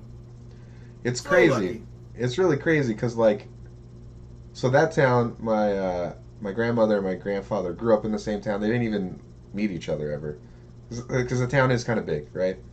And then moved to America, the whole Filipino thing in California, and then my grandparents meet. But like it That's was like wild. They're from the same town, but they met in Cali. That's crazy. yeah, yeah. Well, I mean, it was my great grandfather's fault because he was like the fucking underground railroad from the Philippines to America with. That's why. That's the only reason like my family's like well known as anything at all is because my great grandfather like got everybody up. Like if your family is here, has been here since the '80s, like from the Philippines, like you could probably thank my great grandfather because he had them all coming in. Like he was a dirty fucking politician and would take money from people and then use it to like grease the wheels to get everybody into America.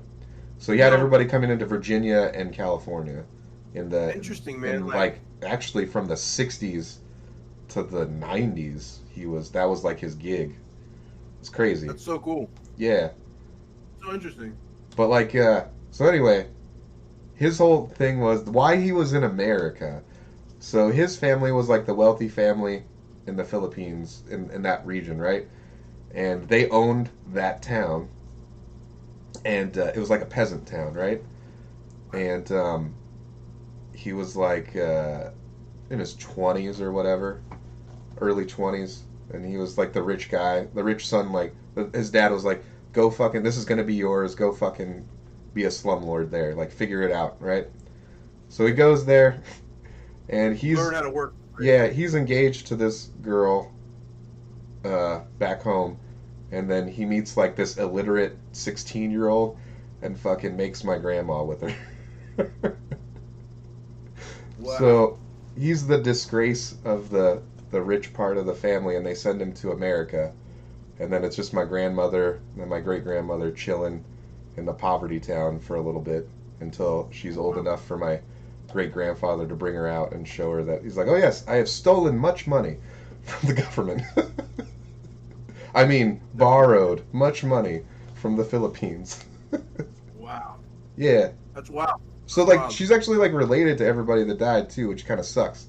Which means I'm related to everybody that died. It's kind of crazy. Doesn't Philippines have some wild drug laws? Now, yeah, because of Where, like, if you Duarte. get off the plane, you test positive for weed, you get fucking executed or some shit. That's if you're like a citizen. But if you're like American, they don't care. They want your Go to jail, American man. money. They want your American Go to money, bro. Dude, Lock and you up. if I'm If with you you, have weed, I do lock you up, right? what? And if you're an American in the Philippines, And you Well, get locked up how? for like drugs and shit. how are they going to lock you up? I'm saying like you specifically. If they caught you with bud or something like that, if Yeah. like I was smoking a joint, I got busted. You get locked up. Like, but I'm saying, how are they gonna? It's everybody. Everybody there is the size of your daughter.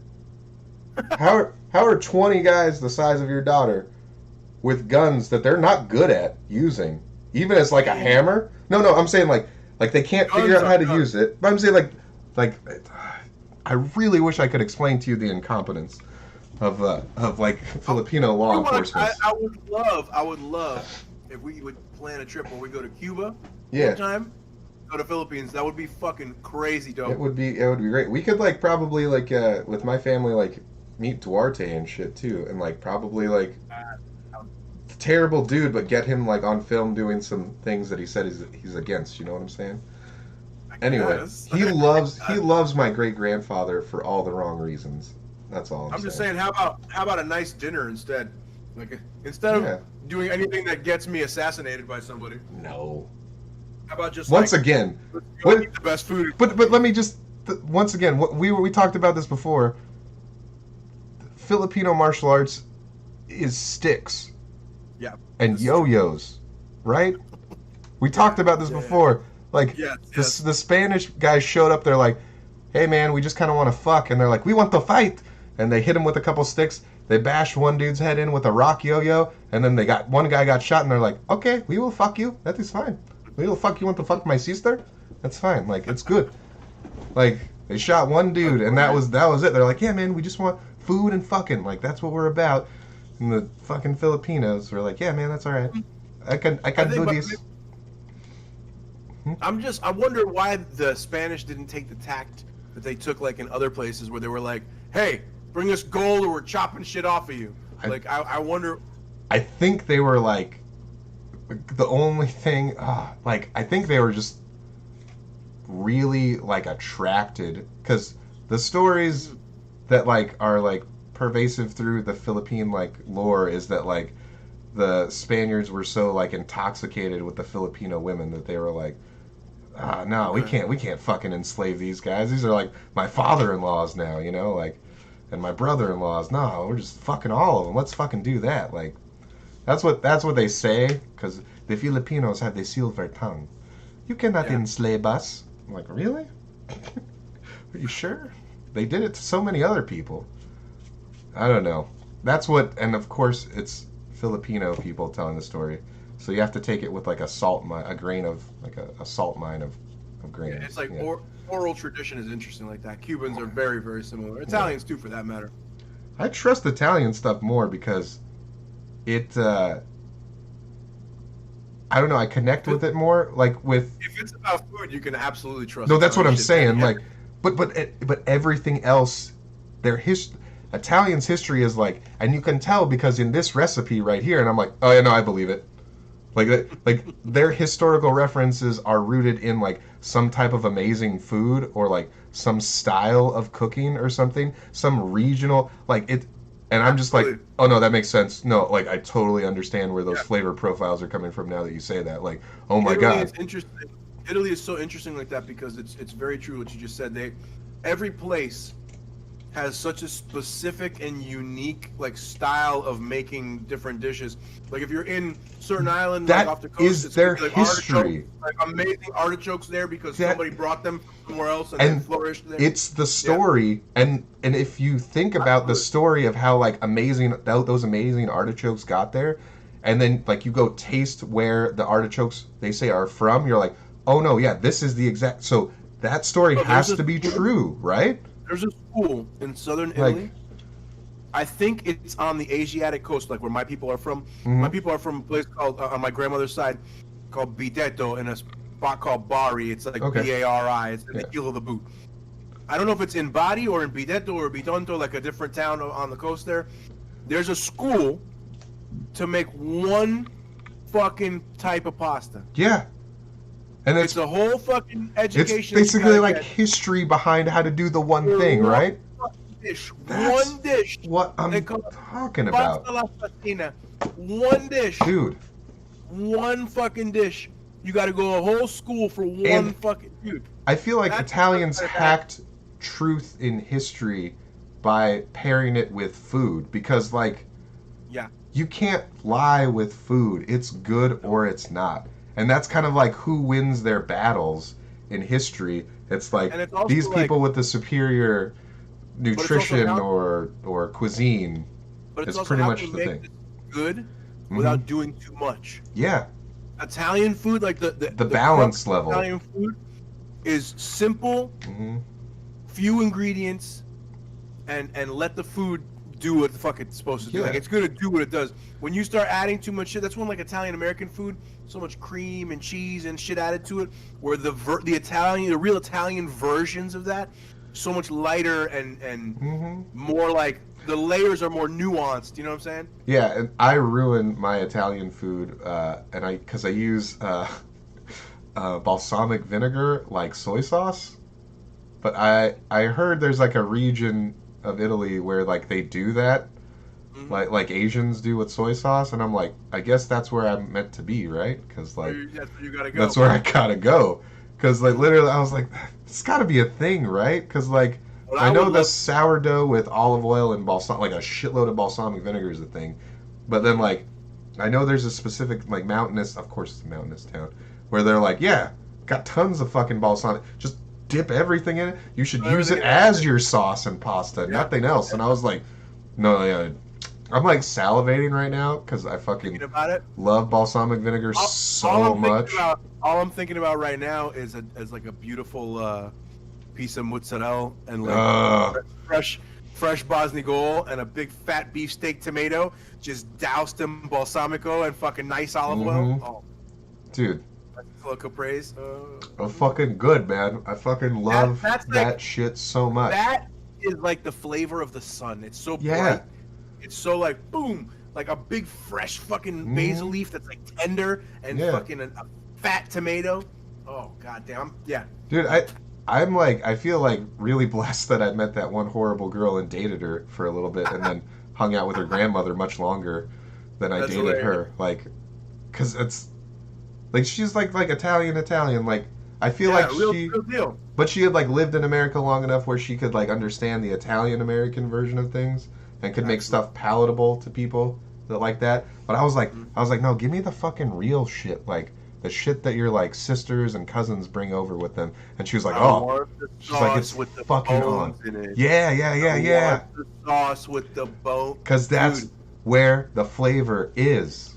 The next time you come through, I made a sauce the other night with lamb bones. Okay. With little lamb chops. Yeah. Like bone-in chops, little ones, seared them off, fucking put them in the sauce. Dude, they came out so good. They came out so good. They made me think of like an ossobuco. Like they were fucking so rich. The fat was like, because perfect. So good. Yeah, perfect. That was the first time outside of my family that I had ever had anybody cook for me where like I had perfectly rendered like fat on meat was with that grandmother. And it's just like, I was always the kid in my family was like, you're not gonna eat the fat? Fucking bring it up. I'll put it on my plate. I'll eat it, right? So I did that. I did that at like one of their meals, and like I think that was maybe like the turning point where the grandmother was like, oh, he likes the good stuff, and I'm fucking memory salivating right now because it was fucking amazing, dude. Was that Great Depression age? Like my grandfather. Yeah. If you like had a sandwich and you're like, oh, I don't want the raw. Like, I don't like raw onions. For whatever reasons, raw onion with meat to me tastes like BO smells. I don't know why. No, I understand, but I like that taste. Especially like a white onion. Yeah. I know exactly what you're talking about. For whatever reason, a thinly sliced red onion I could do with all day because it's a little more spicy maybe. But the fucking white onion on beef or on meat, I don't like. So my question is, so like I know like northern Italy and southern Italy kind of like don't get along, right? Right, whatever. A little bit, There's different schools of thought, so to speak. I know northern Italy smells like BO and onions. I know that's a thing, so maybe that's why like your genetics, like you're from southern Italy, like, oh, we hate the fucking people that smell like BO and onions, like it's in your genes. The smelliest people that I ever smelled in my life were German. And I've never been angrier at a smell in my life.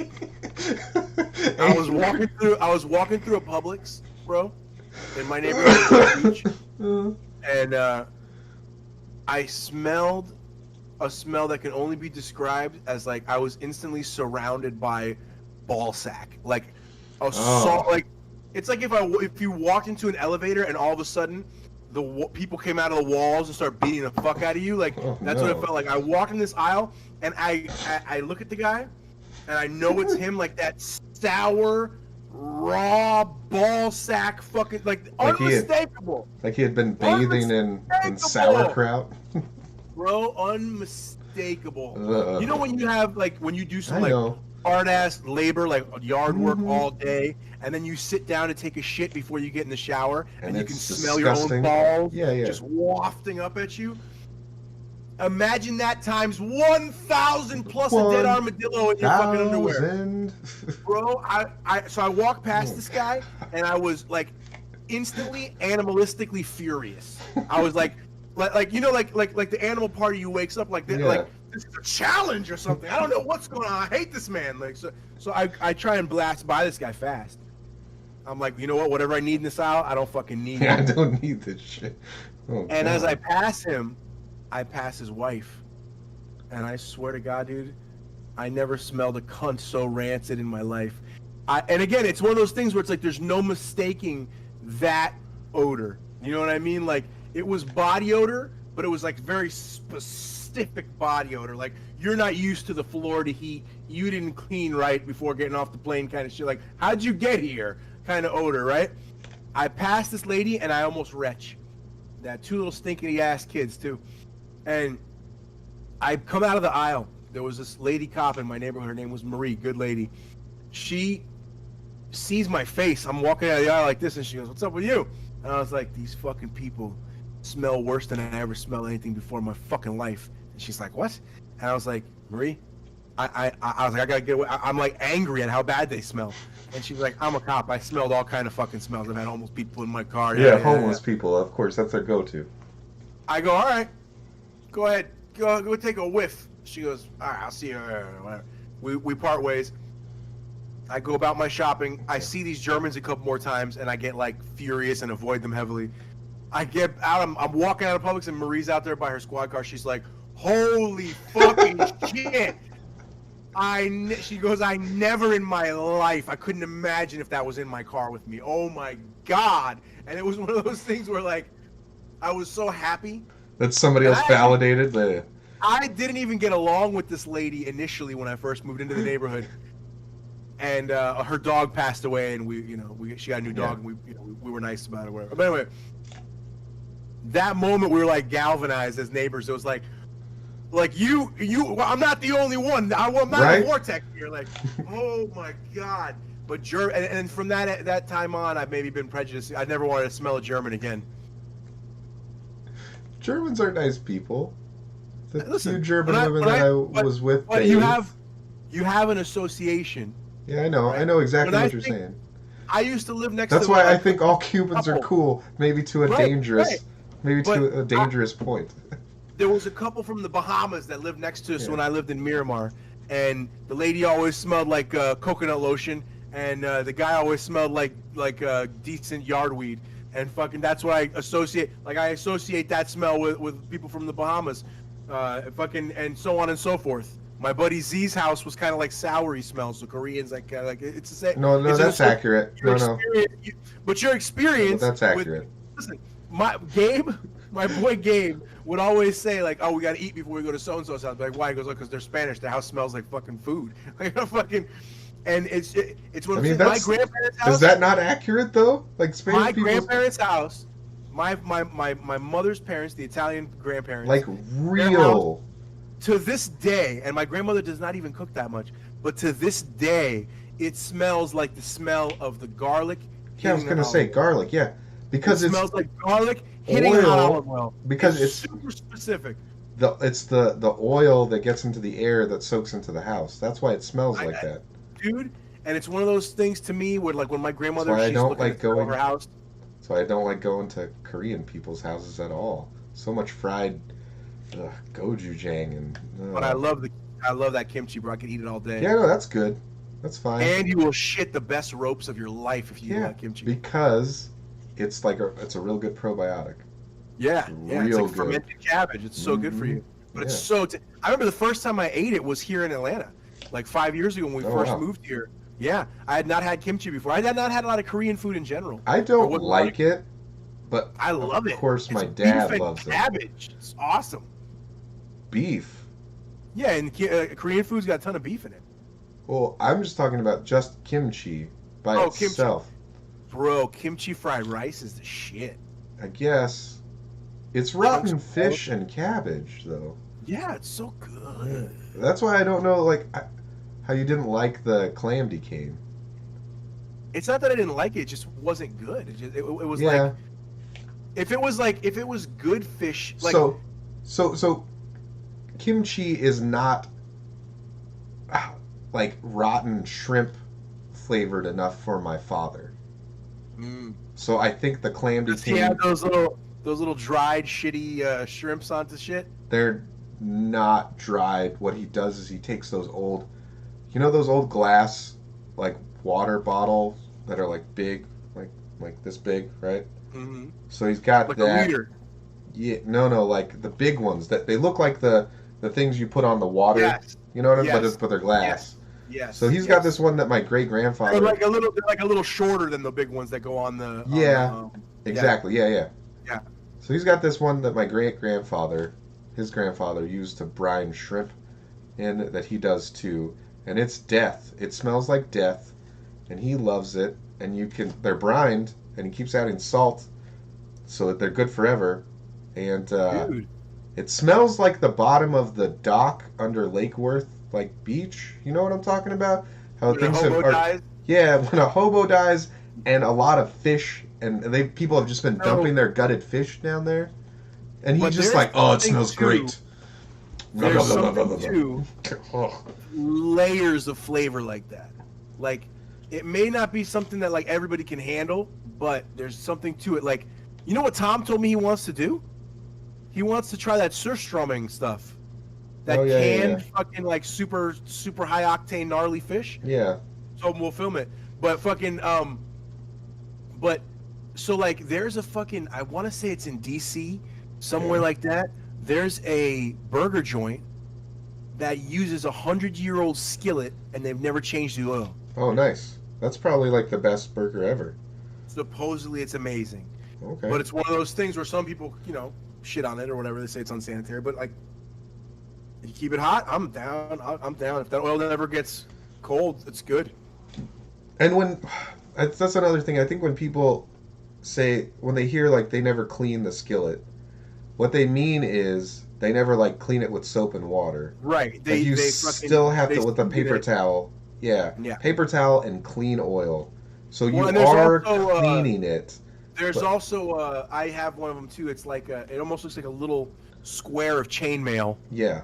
And you use that on the inside of the cast iron a lot of the time. No, the people that I've seen that say they've never washed it, they take fresh oil and kosher salt, and they so that's what we. So you take this little. You take this little. You could use a rag too, but you take this little chainmail thing, and you take the coarse kosher salt. Yeah. Throw it in the pan there. And fucking and sweep it around and around and around, and the little chainmail thing breaks the salt down into the pan, kind of. Yeah. And then fucking you add. Then you take a paper towel and you add clean oil. Yep. And then you put it on. Again. Exactly. Yeah. That is actually cleaning. And what a lot of people don't realize. I'm doing that later on because the pan we used, I've actually been cooking shit in since you were here. Oh. Because I've just been sweeping it, and so I cooked everything like must be great. Things. Dude, I cooked like fish in it for me and Eva, like salmon. It was really good. Fucking and so now after I did like 3 or 4 dishes in it, now I let it. What do you call? Now I gotta clean it because I let it sit too long. Yeah. But like a lot of people don't know is you shouldn't just clean your your cast iron like that. You should do the salt and oil and paper towel thing with your nonstick.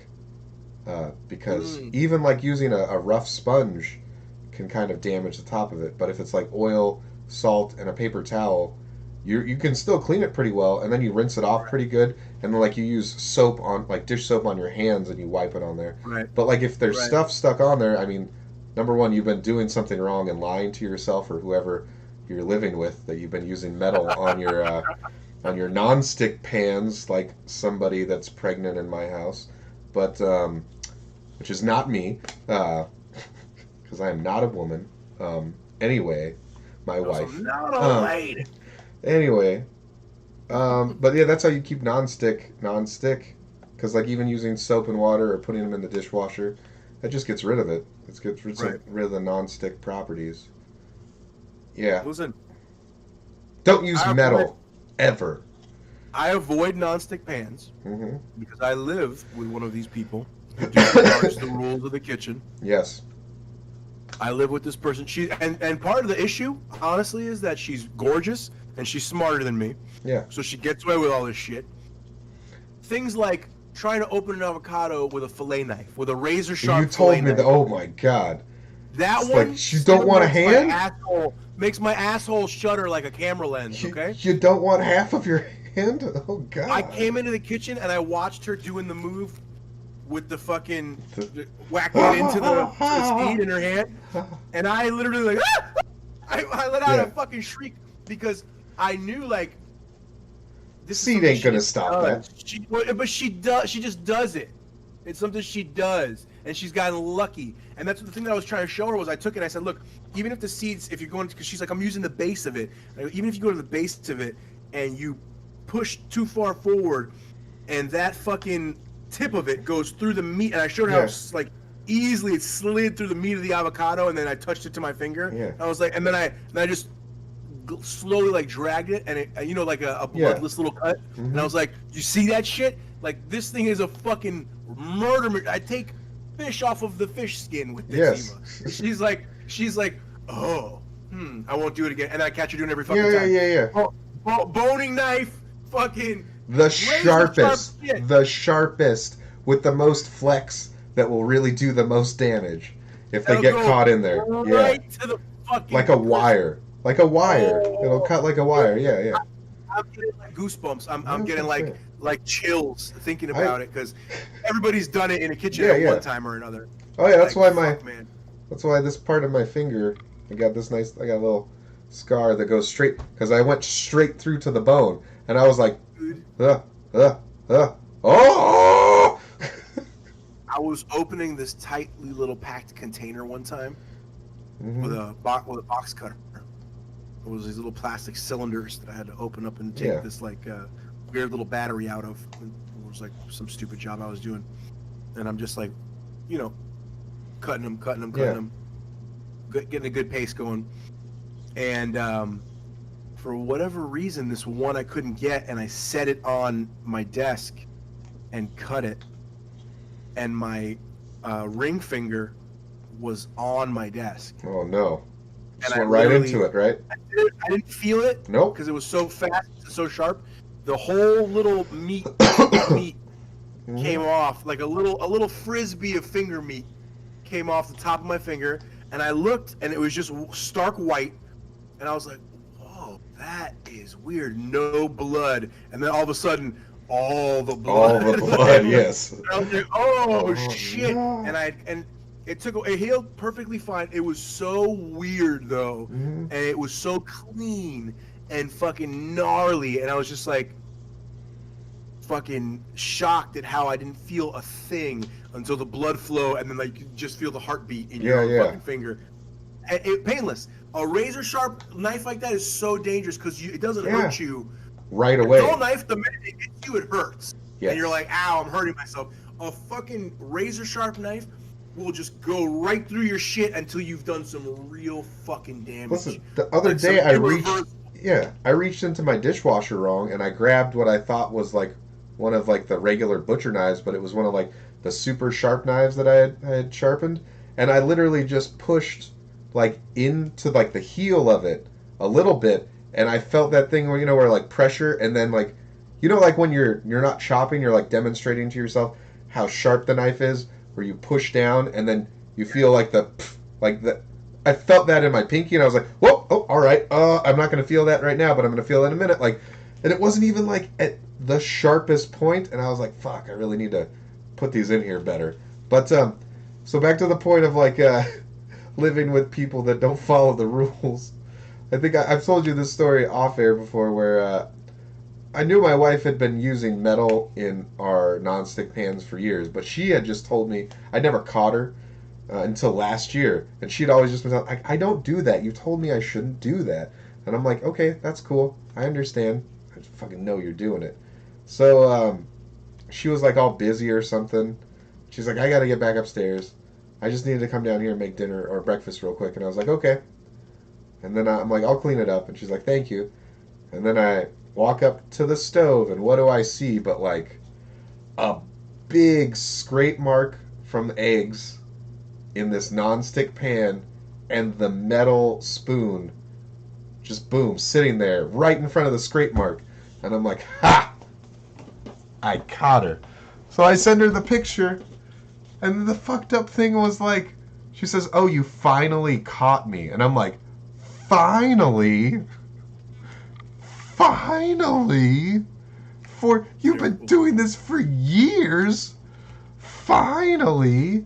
And then it's literally the reason that I only have stainless pans and egg pans specifically.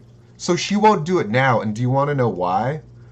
Because she came up to me a couple months ago and she said, "Did you know?" This is why, by the way, we don't have any nonstick pans that are Teflon anymore. We have the ceramic nonstick pans that are like, if you use metal on them, they just turn into regular like stainless steel pans because the enamel isn't like toxic or anything. Anyway, she comes up to me and she's like, "I found out that if you use metal on Teflon, it can give you stomach cancer." And I'm like, this isn't new information. They knew this in the 60s. And I've been telling you for years, and you just said, and she's like, "Well, I didn't know. Everybody in Jamaica just uses metal on any pan, non-stick or not. And I don't know, I just grew up with Jamaicans, and that's just what we do." And I'm like, yeah, but don't do it. Like, I don't like cooking at her parents' house because you're a doctor. Yeah, you're a doctor. Also, too, not even that, your mom is also a doctor, and you both are like, "It's fine," and I'm like, it is not. It's not fine. It's bad for you. I don't like. Tradition outweighs all things. I do not like cooking at their house because the first time I cooked there, I was like, "Oh, they all have stainless steel pots and pans." Nope. Whoa, that is non-stick around all the edges. They've just scraped to the metal on all of their pans, and I'm like, that's exactly what my dad's Mario's mom dying. Yeah, is from Colombia. Mm-hmm. Same kind of thing. Yeah. There were so many pans in that house that looked like that had been non-stick. They were. It looked like they were pewter. Yes. Yeah. That gray metal color. That slate gray metal. Yes. Yeah. Oh, quite a few of those. Everybody with those. Mm-hmm. Yeah. No, see, I gave my mother-in-law one of my pots one day, like one Thanksgiving, because I brought my new pots and pans over. And then she's like, "Can I use this to make rice?" And I was just so busy. I was like, "Yeah, sure, whatever." And then she just goes, scrape with like the giant slotted spoon. She just scrape and scrape and scrape. And I was like, "Well, that's your pan now. And I will not be eating the rice."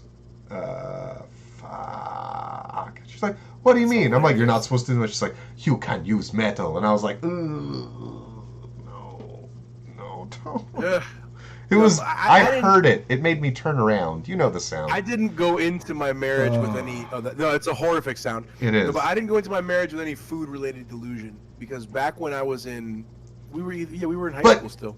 She was lying to me though for years. I said, if you're doing it, so cool. I'll use different. She's like, "We shouldn't have separate things like that." And I'm like, okay. So my wife just caught her recently. We were in high school, and I was like a class cutting bad kid. My wife was like a really good AP student, all great grades, whatever. Mm-hmm.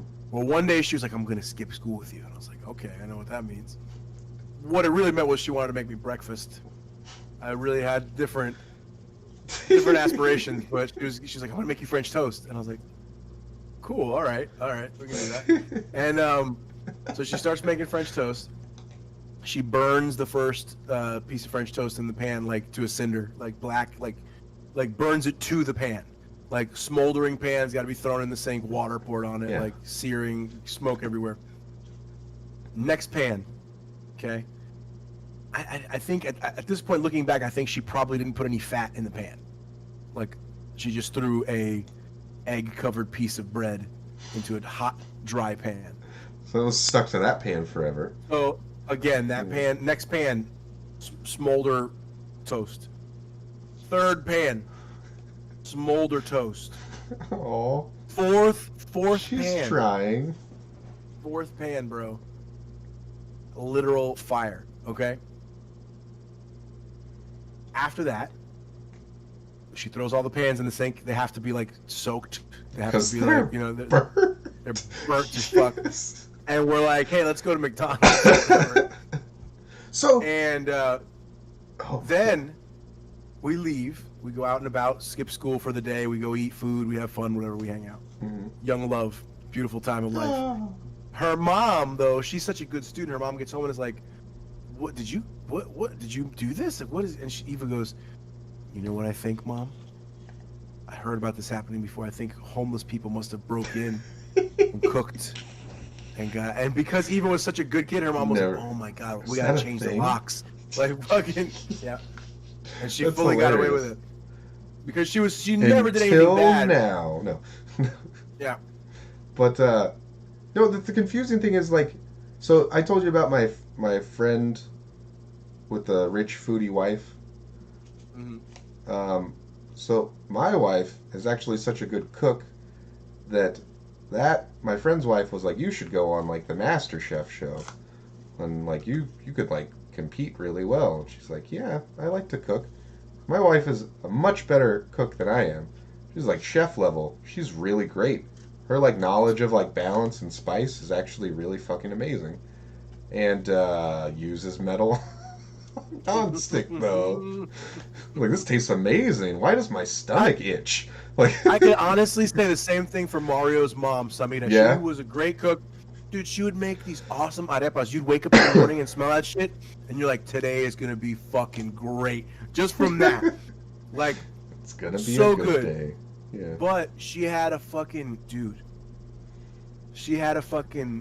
one of those, like, you know, pancake pan kind of thing, like a flat skillet pan. No, exactly, yeah. That's the one that I gave to my mother-in-law. It was brand new.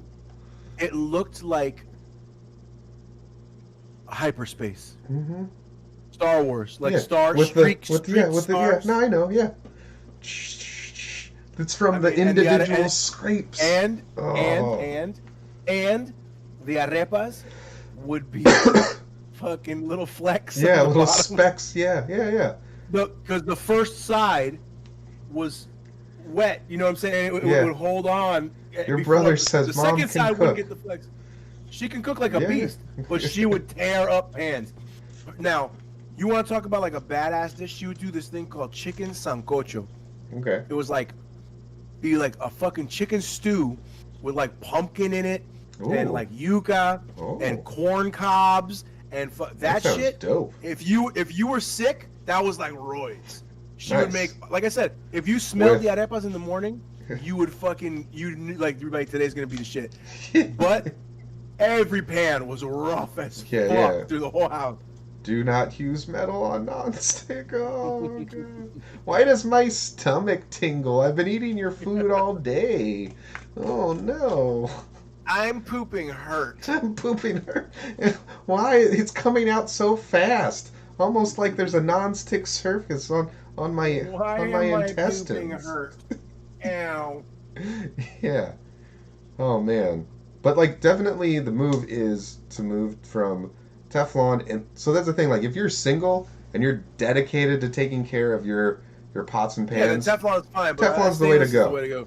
Well, no, I'm talking like if you still want to do non-stick and don't want to worry about getting stomach cancer, the ceramic coating non-stick is fine because like ceramic is clay. So the worst thing you're doing is scraping clay into your meal, and it's like not treated clay. It's just, you know, when you fire ceramic at a certain temperature, it becomes a non-stick surface and it's shiny. Like that's just how it is. And that's like, this is stainless steel with clay on it, and like, you can use metal on it. You actually can use metal on it, but but just like any non-stick surface, you're gonna scrape it off. I got us a ceramic skillet because of that very reason. Because I knew Eva was not gonna. She was gonna just do what she was gonna do. So. Yeah, and like it works, not as well, but like it works. You know, ooh, 3 people watching. Wow, we went from no people watching, started talking about food, and now we got 3 people watching. Chris. I know your brother is one of them. He waved and said, "Mom can cook." She can. Yeah. She can cook. Like I said, how do I see? Can I see the chat? Is it on Discord? What is it on? No, it's on YouTube. If you open up another window and then mute that YouTube, I mean, I guess I could like. There's a way. No, I can do it. Can you still see me right now? Yeah, I can see you. Oh, I can't see you, but you can see me. It's like the government's looking at me touch my wiener. All right, let's see. I'm not going to stop doing what I'm doing until you come back to this page. Oh, wow, that's cool. So I got... Okay, hold on. There we go. There we go. I can hear so there's a delay? Oh, no. Definitely turn that off. Like, mute it, you know. I already did. Yeah. Yeah, I just muted it. It's muted. Did you see me? What's that? Did you see me? No, we're not. It's not there yet. No. Oh, you're middle fingering the air? Yes. Okay. I said I'm going to do this thing until... We have 4 viewers. What is going on? Holy shit. This is our second most... Oh, wait. I think I'm Oh, no, you're the viewer. 4th viewer. That's right. That is right. Oh, that's fucking funny. We are our own viewers. Hey, I didn't know we have 79 subscribers. That's cool. Yeah, that's true. Hopefully more after these next videos. Yeah. Also, we are I do want to like cross promote the other channel with this one with the voiceover stuff too. I want to do like from your side, like you record like from your side, and then like I record from my side. You know, like the experience of like how easy it is to how well I'm teaching or how poorly I'm teaching, or if I miss things, you know, or things that are like, oh yeah, that makes a lot of sense. You know what I mean? Right on. So, but yeah, yes, I think that's cool. Yeah, man. I think that's super cool. Well, that's all I really got. But we got people watching, so I don't know what to say now.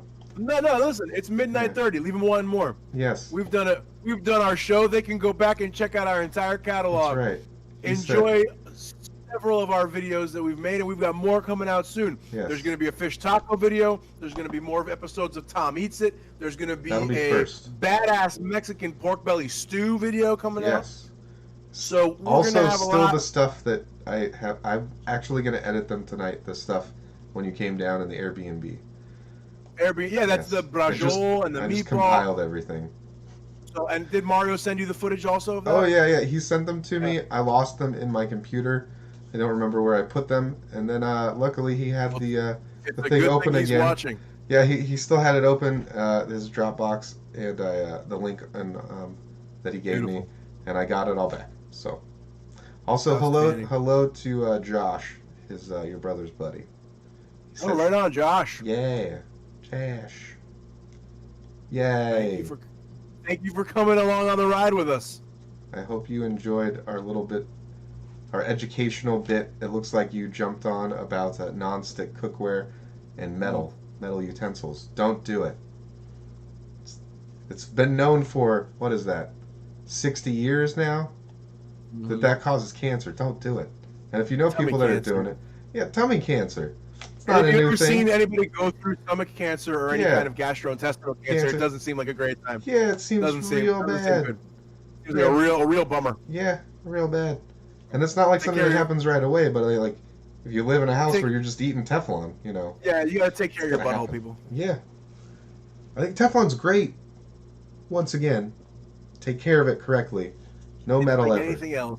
Wood in its usage. Wood utensils. Like, that's why. And first of all, that's the best utensil to use in stuff that you gotta scrape. You should always be using wood utensils, right? Absolutely. I use wood spoons for everything. Especially plastic shit like stuff eggs. Melts. Metal will like also destroy the food a little bit. That you're like. You can taste the plastic. Wolfgang Puck says it. You cook with plastic, you taste plastic. There's 2 kinds of plastic utensils. There's like plastic shit that like melts, and then there's the silicone plastic. It don't melt, and you can't taste it. It doesn't melt, but it doesn't have the same soul as a wooden spoon. That's true. I own some. I've used them. I used them in culinary school. Even the silicone baking shit, is more convenient than the other traditional baking shit, but it doesn't. To me, it doesn't have the same. So your brother asked if we used the new intro. Yes. However, there was an issue at the beginning of this with YouTube and streaming. So we were like a minute into talking, and then YouTube told me like, "Oh, you're streaming now." After I clicked start stream, so like literally the whole thing ran, and then all of a sudden I was like, "Hey, I guess we're live now." And Andrew's like, "Well, fuck the intro, I guess. Here we go again." Like, because it was terrible. And before that, when we were about to start, not the intro was terrible. Like YouTube was terrible. Through my table. Yeah. I don't know. I still am very fucking stymied as to what happened. I lost a joint somewhere. That one really blew my mind. I'm still like looking around. You probably see me through the podcast, like looking around and shit. Am I gonna find it? Wondering what happened. And like I said, I spilled a full Flanagan's cup of water on my fucking table. Nothing on the table is wet. Nothing. Not a single item. Several shit under the table are wet, and shit under my desk, which is about like a meter away.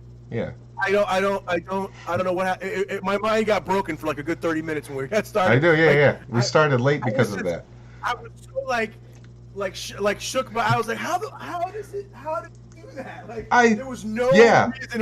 It was a weird beginning to the night, and then when I clicked start stream, right, and then I also like clicked start stream on OBS, and it said like, okay, you're good. I was like, okay, here's the intro. Cool new intro. All right, Andrew intro.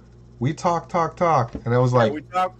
I was like, a minute in. No. Actually, even derailed the topics we were getting ready to talk about. Frankly, it's not that we need a 2-minute thing. It was like YouTube, like fucked up, because usually when I hit start one and then start the other, it's like instant. Like it lags obviously because it's not real time streaming, but like it just decided to like for like a minute, and then they're like, oh, I know I said you were live now, but now you're live. Like I was, whatever. It's like that ACX website that's like, hey, I'm working. I'm not working. Speaking of which, I'm working. Not working. That's what I'll be doing tonight. I need you to give me a quick brush up before you go. Oh, I'll brush you up all day, big boy. Ew. Well, thanks to you. Thanks to those of you who came and hung out with us tonight. I got a popcorn kernel stuck in my throat. Come back again next week and watch us talk shit about other things and some of the same things. You've been on LSD. Woo! And intro.